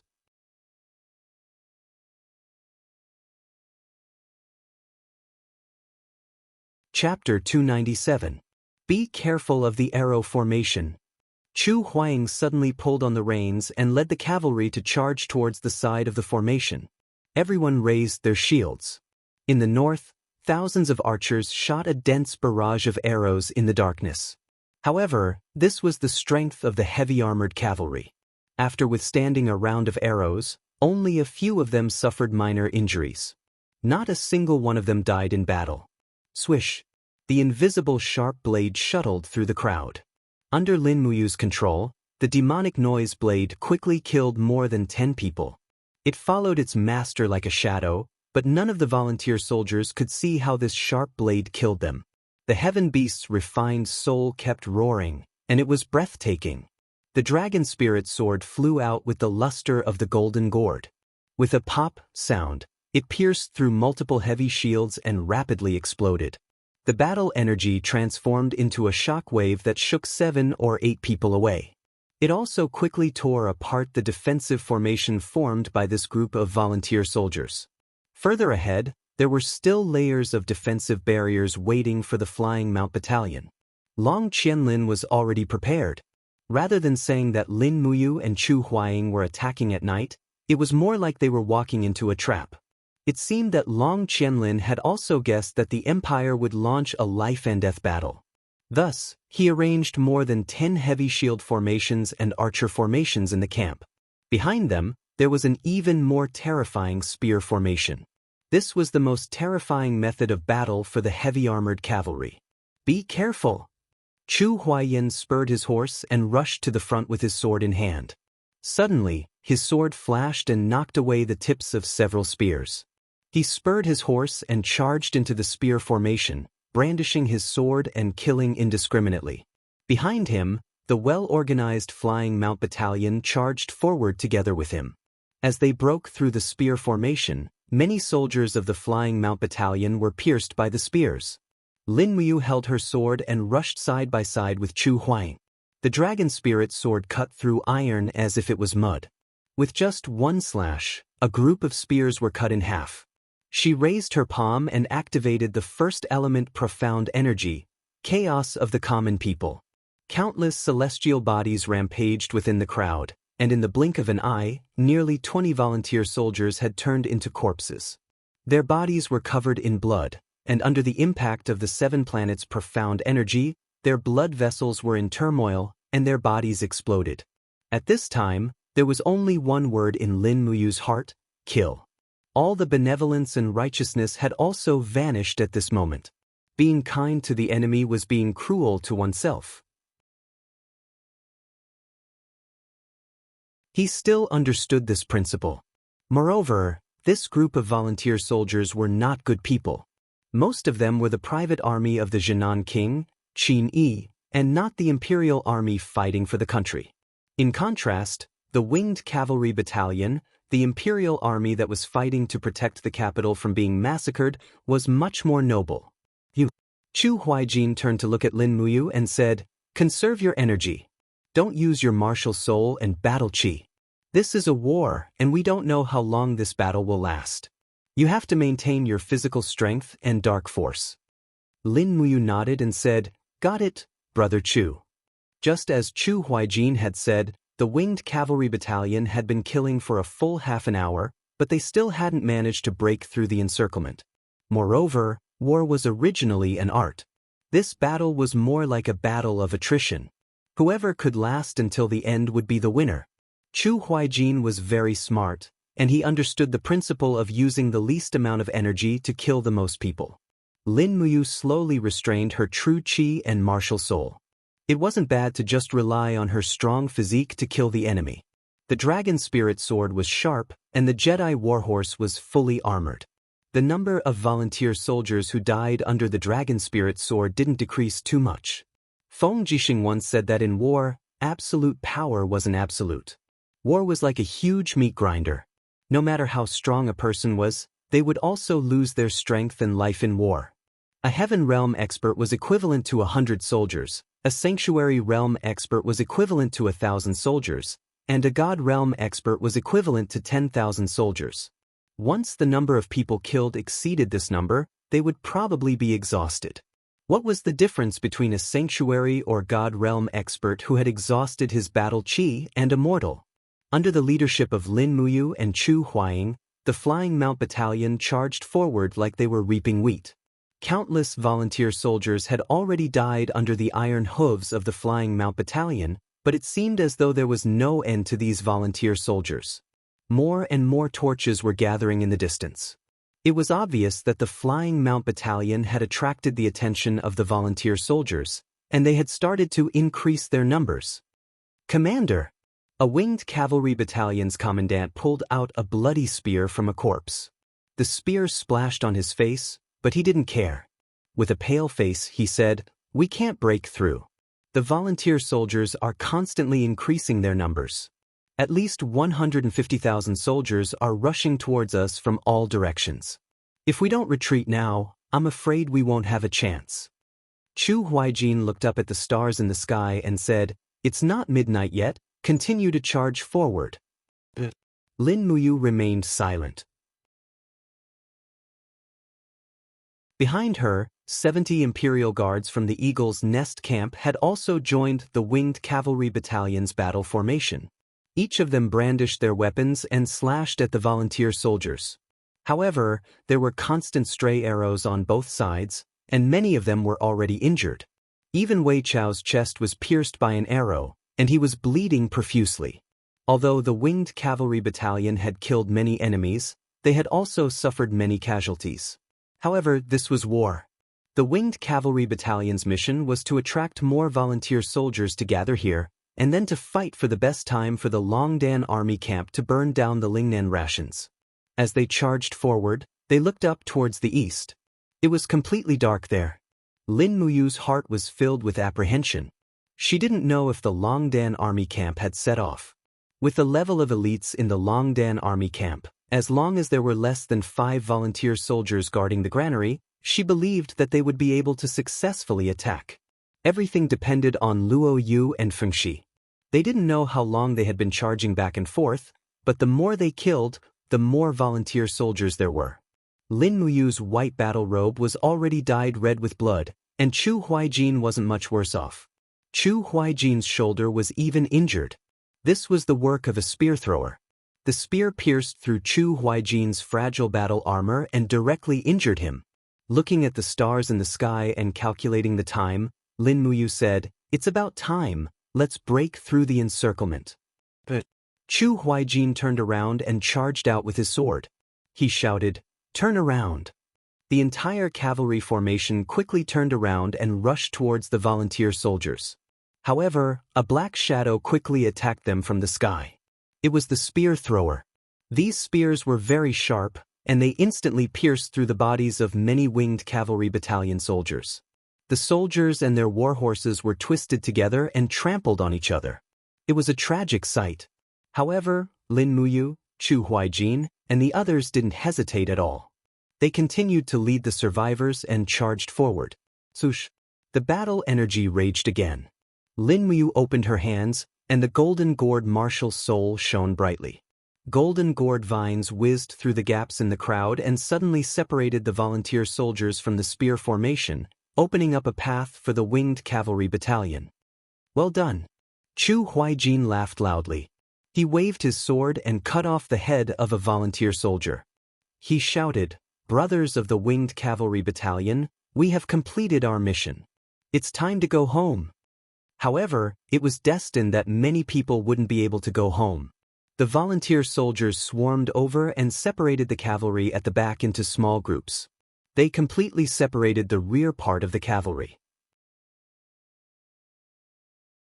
Then, they wantonly stabbed their spears, piercing the brave heavy cavalry and their war horses like hedgehogs. In less than 10 minutes, at least 1,000 Winged Cavalry Battalion soldiers had their blood spilled on this piece of land. Lin Muyu couldn't help but look back. Her heart was filled with pity, but this was war. It sharpened his will and helped him to grow and change. Heroes are created by the times. Perhaps this was the moment right now. Kill! The killing intent in his eyes intensified. He waved his right hand, and the dragon spirit sword flew out under the energy of the imperial fire sword. He raised his hand and took out the pear blossom spear from his Jianghu bag. He suddenly shook the spear, and the spearhead drilled into the abdomen of a volunteer soldier, sending him flying and smashing him into another group of people. At the same time, the spear soul was suddenly activated.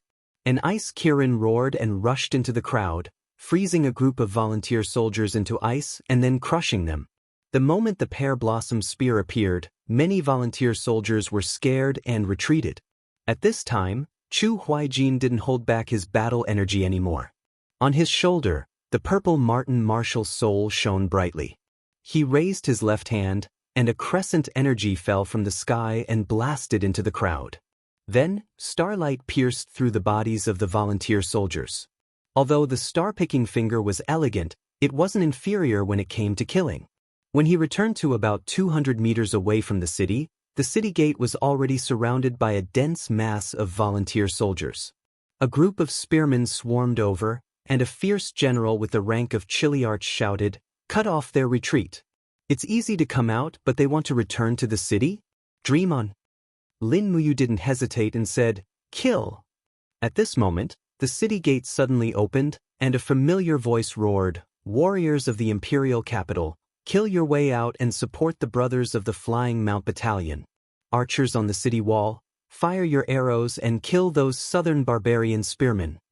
It was Du Hai, the #1 warrior of the empire. He led the Tianchong army out of the city and quickly broke through the phalanx formed by this group of spearmen. Lin Muyu and Chu Huaijin also took the opportunity to lead the Flying Mount Battalion back into the city. They didn't continue to fight. Outside the city, there were soldiers of the Flying Mount Battalion dying in battle every second. Lanyan City couldn't bear any more losses. Unknowingly, the Flying Mount Battalion had been killing outside for more than 4 hours. The eastern sky was already turning bright. Below the city wall, Du Hai scared off the Iha Nation's army with 2 slashes. He returned to the city and checked on the damage done to the Flying Mount Battalion. Lin Muyu looked back and saw that Wei Chou, Xiahou Sang, and the others were all injured. She also had an arrow in her arm. She didn't even know when the arrow was shot. "Commander, you're injured," Wei Chou said hurriedly. "I'm fine." Lin Muyu reached out and pulled out the arrow in pain. She asked, "How's the situation of the Eagle Nest Battalion?" Wei Chou looked gloomy and said, 17 Imperial Guards and more than 300 Imperial Guards died in battle." "Oh," Lin Muyu responded faintly, but her heart ached. The Flying Mount Battalion marched slowly on the main road of the city. There were torches on both sides of the road, and many commoners were watching from both sides. However, the commoners' eyes were clearly filled with indifference. This made Lin Muyu feel even more distressed. In this battle, the Flying Mount Battalion sent 17,000 people out of the city, and less than 5,000 people returned. So many people died, but she didn't know who it was for.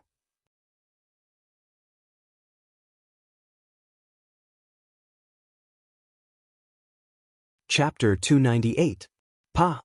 A hard object smashed into Lin Muyu's face, but he quickly caught it with one hand. It was a piece of dry, hard bread. He looked up and saw that the person who threw the bread was a child about 10 years old. His face was full of childishness.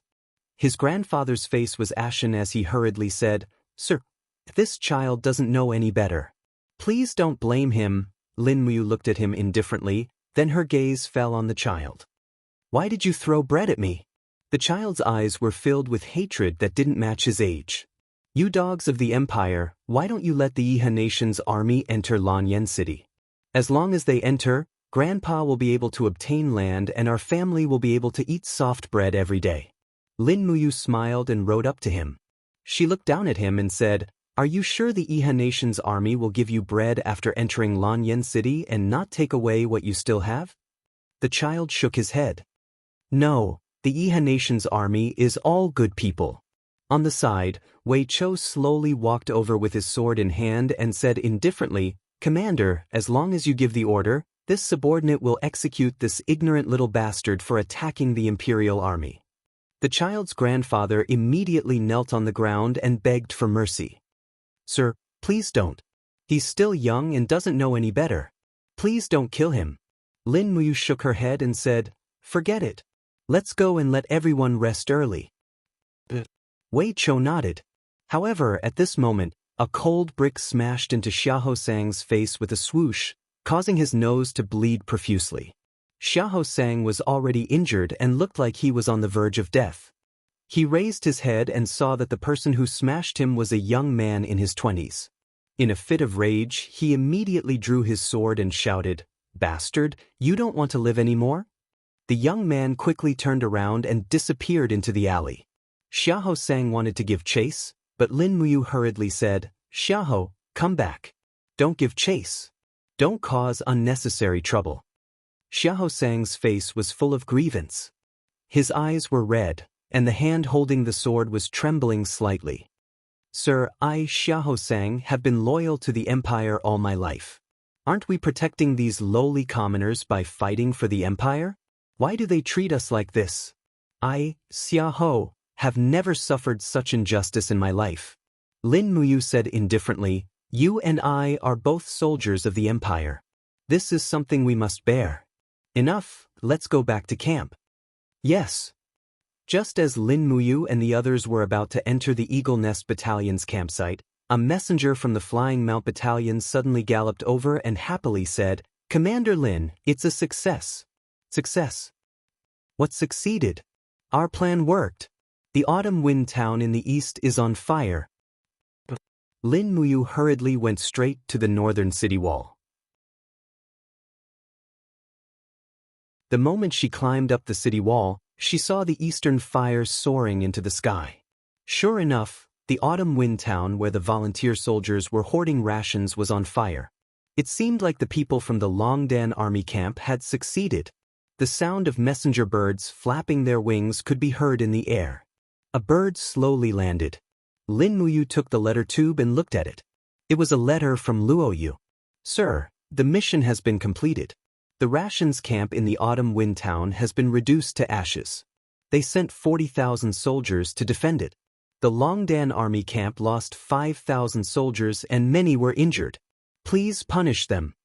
Lin Muyu felt distressed and happy at the same time. She replied, "Well done. Continue to guard the Dragon Rocky Mountain and wait for my orders." At this moment, she turned around and saw a group of people walking over. It was Feng Jixing, Zhang Wei, Luo Lai, and the other imperial guards. Feng Jixing looked up and saw Lin Muyu on the city wall. He said loudly, "You, how are you? I heard you were injured?" "It's just a small injury.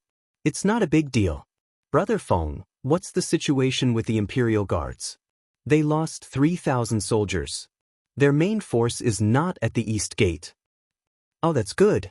Feng Jixing looked at the dawn in the east and said, "Since the rations camp of the volunteer soldiers has been burned, they won't be able to hold on for long. It's almost dawn.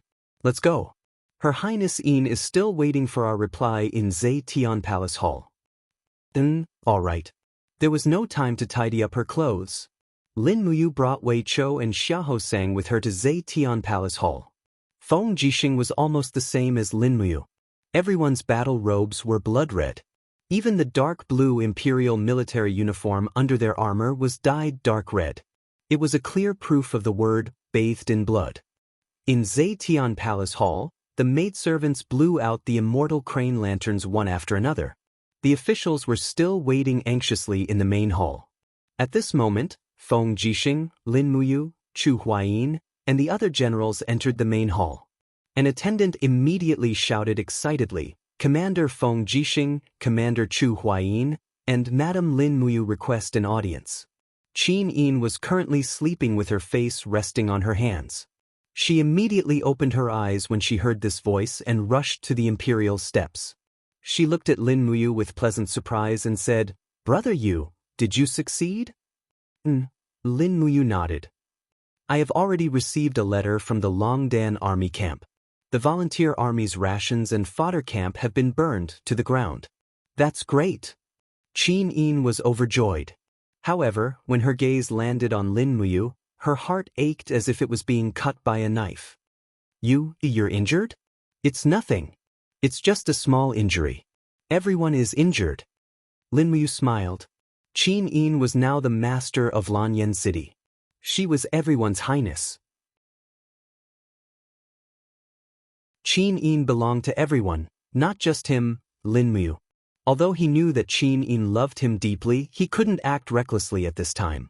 Otherwise, he would disappoint her. Qin Yin seemed to be aware of Lin Muyu's meaning. A shy smile flashed across her beautiful face as she said, I know. As she spoke, Qin Yin turned around and walked up the imperial steps. She sat down on the throne and said, Everyone has worked hard. Commander Feng Jixing is the main contributor in this attack to burn Qin Yi's rations. Commander Chu Huayin and Brother Yu are the secondary contributors. After the battle is over, there will be great rewards. Alright, is there any news from Qihai City and Muyu City? Du Hai gritted his teeth and said, There's news from Muyu City. Duke Yun replied and informed us that there was another heavy snowfall after spring in Yunzhong province. Moreover, it lasted for 5 days. The heavy snowfall has blocked the Yunzhong ancient road. Even though Duke Yun has gathered 200,000 troops, he is unable to come over. Hence, Your Highness must hold on. Once the Muyu City army has cleared the snow, they will naturally send reinforcements. 5 days of heavy snowfall can delay the journey of 200,000 troops? The veins on Feng Jixing's handsome face popped. He said, Excuses. This is simply an excuse. Su Muyun is clearly making up an excuse. He wants to wait until the day our Lanyan city falls before the snow melts. General Feng, please watch your words. Minister Luo Xing sneered. Duke Yun is Your Highness' maternal grandfather. He will not sit and watch Lanyan city fall. Don't you understand such simple logic? Feng Jixing laughed. I only know how to use troops. I don't know the ways of the world. Please enlighten me, Lord Luo Xing. Luo Xing snorted coldly and did not speak again. Qin Yin continued to ask, Is there any news from Qihai City? It has been so many days. Xiao Yin should have reached Qihai City long ago, right? Huh? Is there no news at all? Du Hai cupped his fists and said, Your Highness, Qihai City lost 60,000 troops at Demon Subduing Pass because Wuxia underestimated the enemy. Their strength is greatly weakened. Perhaps Duke Lan is still angry and is unwilling to send troops? This general thinks that Your Highness should write another letter to explain the current crisis of Lanyan City. I believe that Duke Lan will definitely send troops. Qin Yi nodded. Alright, I understand. At this moment, a middle-aged general suddenly rushed into the hall. It was the commander of the city patrol. He cupped his fists and said, Your Highness, something bad has happened. There is a large hole in the east wall. The Iha nation's army is attacking. What? Qin Yin stood up abruptly and said, How many people have attacked? About 2,000, and they are still increasing. However, the Imperial Guards have already gone to stop them. I understand. Qin Yin waved her hand and said, Send more reinforcements.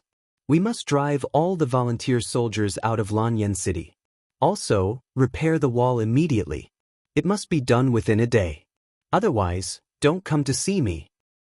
Yes, Your Highness. The commander of the city patrol walked out of the hall with a pale face.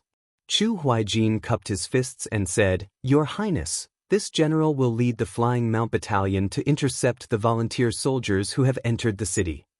Commander Chu, you have worked hard. Go. Yes. Feng Jixing watched Chu Huaijin's back as he left. He looked up at Qin Yin and said, Your Highness, the Iha nation's catapults are very powerful. The 4 walls of Lanyan City have been seriously damaged. I'm afraid they won't be able to hold on for long. I know. Qin Yin stared blankly into the distance and murmured, There's no news from Seven Seas City and Sunset Rain City. We can only do our best and leave the rest to fate. Let's just let Lanyan City hold on for as long as we can. Yes, Your Highness. At this moment, a general suddenly crawled into the hall, covered in blood. He was in a sorry state. There were even tears in his eyes. The tears flowed down and mixed with the blood on his face. For you, Feng Jixing shouted, How can you be so rude? The general wiped the tears in his eyes and said, I am Zhang Zhong, the commander of the Imperial Guard's Iron Foot Battalion. Commander, don't you recognize me? General Zhang Zhong? Feng Jixing couldn't help but laugh. How did you end up like this? The warriors of the Imperial Guards are all warriors of the Qin clan. We are calm and unruffled. You don't look like you are calm and unruffled at all. Zhang Zhong bawled and fished out a blood-stained letter from his chest. He said, I risked my life to snatch an empire's messenger bird from the chaotic army. I obtained this letter from His Majesty. Commander, Your Highness, His Majesty isn't dead yet. What? Father isn't dead. Qin Yin hurriedly stood up and ran down the steps. She snatched the letter from Zhang Zhong's hand and saw a line of words clearly written on it. It was Qin Jin's handwriting. We and the Tianchong army fought our way out of the encirclement and were surrounded on Mount Tianho on the way back to the capital. Please rescue us quickly. Qin Yin's hand trembled as she held the letter. Tears flowed from her eyes. Father isn't dead. Father is still alive. Wu.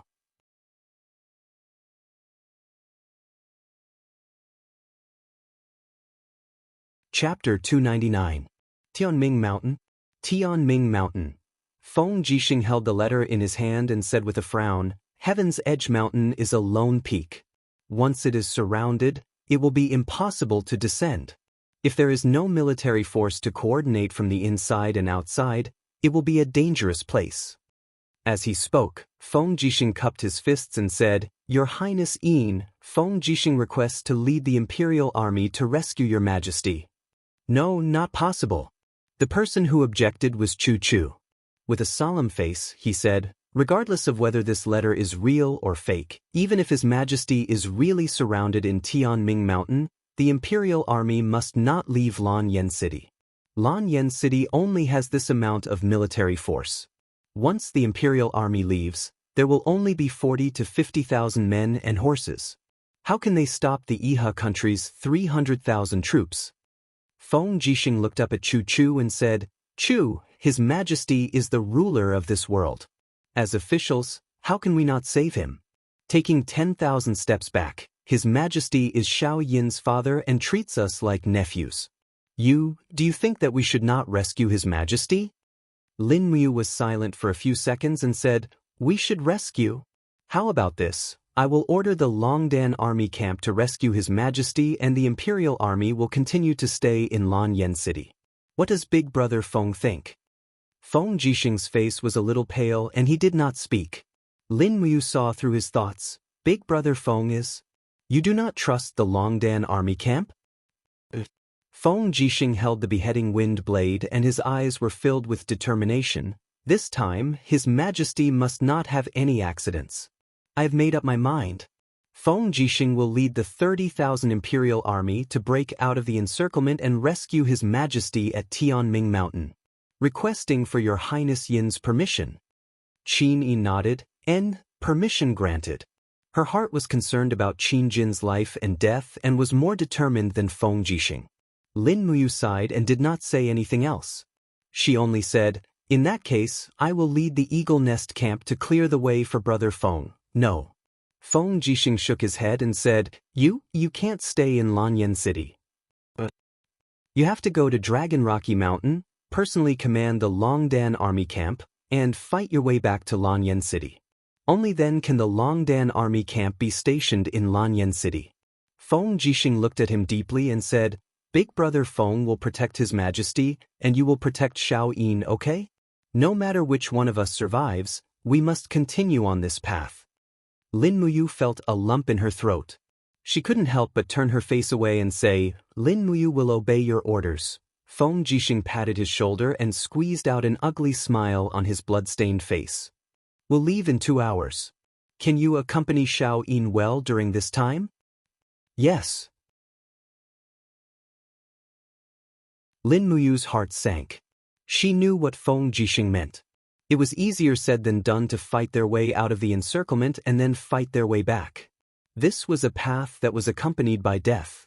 Whether they could come back or not depended on the will of the heavens. Qin Yin stood up and took Lin Mu's hand. Let's go take a look at Father's kitchen? Yes. The two entered the rear hall. The attendants did not follow them, but they all stayed where they were with mournful expressions. Everyone could feel that Seven Seas City and Muyu City had refused to send troops. This might be the last few days of the Empire's existence on the continent. In the rear hall, all the kitchen utensils that Qin Jin had used were placed neatly. Qin Yin pulled Lin Muyu's hand to the window sill of the side hall. Under the window was a polished bronze mirror. Qin Yin slowly sat down and picked up a comb. She said with a smile, "Big brother Yu, can you comb Xiao Yin's hair? In the past, it was father who combed my hair." Lin Muyu felt a little bitter in her heart. She took the comb and gently removed the golden princess crown from Qin Yin's hair and placed it to the side. Instantly, Qin Yin's beautiful hair fell down. Lin Muyu gently stroked her long hair, combing it over and over again. She raised her head and looked at Qin Yin's beautiful face in the mirror. Qin Yin was also looking at her. Qin Yin looked at the mirror and did not say a word. Tears flowed down her face. "Don't cry. Everything will get better," Lin Muyu murmured. Qin Yin held Lin Muyu's hand and buried her face in his chest. She cried, "No, this country has really collapsed. Just like the name of the continent, the 9 cauldrons have been destroyed. There is no longer an imperial family." Lin Muyu calmly caressed the side of Qin Yin's face and said, "Xiao Yin, don't cry. Xiao Yin, don't cry." Qin Yin cried even more fiercely. She turned around and hugged Lin Muyu. Her voice trembled as she said, "I don't want the empire, but I want this family. I want father to come back. I want brother Yu to be by my side. Why do I have to bear all of this?" Lin Muyu smiled slightly. "Xiao Yin, it's okay. Father and I will come back." "No," Qin Yin bit her red lips and tears filled her eyes. "I have been having the same dream every night. In the dream, father told me that I must be strong and live on. I know. Father might really be gone, but I must make Feng Jixing go to Tianming Mountain. Brother Yu, forgive me, forgive Xiao Yin for being stubborn this time. Yes, I know." Lin Muyu's body trembled slightly. A piercing pain came from the wound on his arm. He lowered his head to look at Qin Yin and said, "Everything will be fine. Xiao Yin, wipe away your tears. I haven't finished combing your hair." Qin Yin sobbed softly. She looked at herself and Lin Muyu in the mirror. It was like a big brother was dressing his little sister and waiting for her to get married. However, this scene seemed to be on the verge of shattering. This was the last time it would happen. After combing her hair, Qin Yin coiled her own hair and inserted an exquisite golden crown. She regained some of her princess-like demeanor. She stood up and turned to look at Lin Muyu, saying, "Regardless of success or failure, you must come back alive to see me." "Don't worry. I will." Lin Muyu turned to look outside and said, "There's not much time left. I have to go." After watching Lin Muyu walk out of the side hall, Qin Yin couldn't help but sob again. Her voice was as soft as a mosquito's buzz. "I love you. You must come back alive to see me." Outside the main hall, Wei Chou and Xiahou Sang led a group of royal guards and royal guards, waiting for Lin Muyu's orders. They hadn't slept the entire night, but their fighting spirit was still high. "Commander, are we leaving?" Wei Chou asked.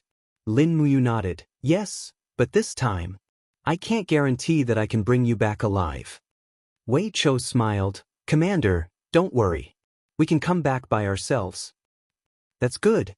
Let's go." "Yes."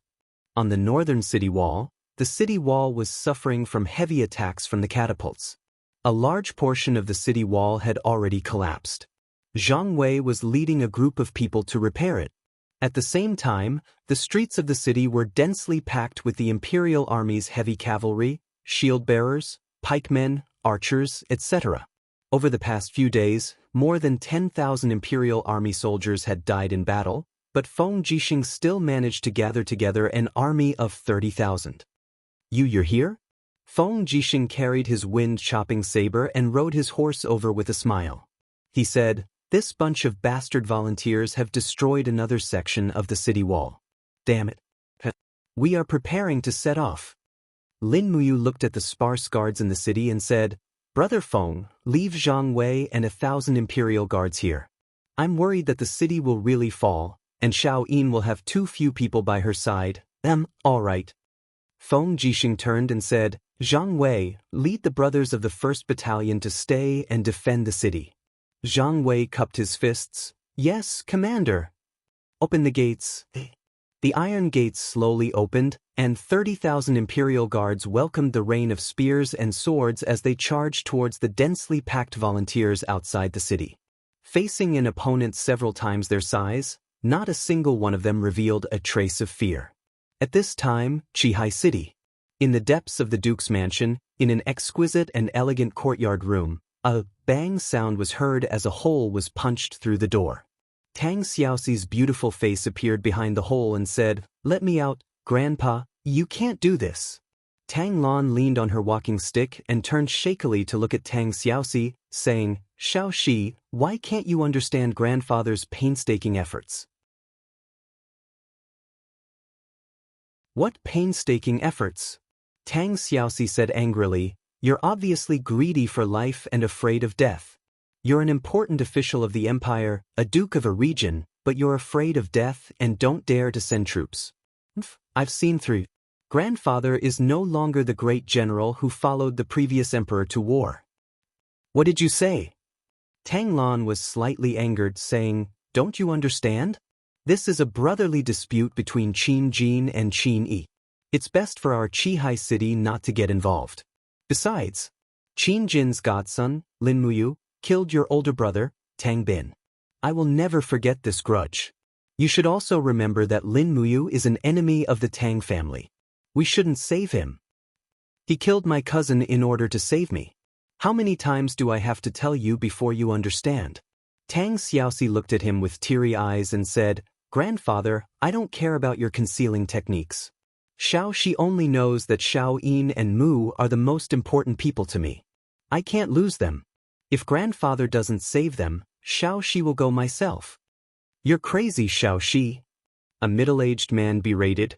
"Is this how you talk to your grandfather?"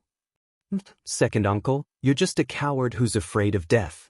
Tang Xiaoxi suddenly laughed and said while crying, "The imperial capital is surrounded. The imperial guards and the Flying Mount Battalion are fighting to the death. They only have tens of thousands of people. Our Qihai city has close to 200,000 soldiers, but we're just watching from the sidelines. Is Qihai City still a city of the Qin Empire? If you guys aren't going, Tang Xiaoxi, will go alone." Tang Lan shouted, "Xiaoxi, are you crazy?" However, at this moment, flames suddenly rose from the small house. Tang Xiaoxi gritted her teeth and spread out 9 dancing flame tails behind her. She said, "You guys can't trap me." Boom! The soul-suppressing seal soared into the sky and destroyed the house. Tang Xiaoxi leaped up and lay on the roof like a beautiful little fox. With a leap, she disappeared from Tang Lan's sight. Heavens, this crazy girl! Tang Lan gritted her teeth. "Send someone to find Xiaoxi immediately. We must bring her back." The middle-aged man said, "But father, the envoy from Iha Nation is still waiting in the living room. What should we do?" Tang Lan said indifferently, "Let him go. Tell him to tell Qin Yi that there will be a war between Qihai Province and Iha Nation. Tell Qin Yi to wash his neck and wait for Qihai City's butcher knife." "Oh yes, that person? Have you found him?" "Yes, he has been arranged to stay in the post house in the city. It's a secret for now. Treat him well and don't neglect him. He's a rare exceptional general." "Yes, don't worry, father. You're tuning in to the Han Li's Immortal Journey YouTube channel. Don't forget to subscribe and join us on this journey to catch the most captivating stories.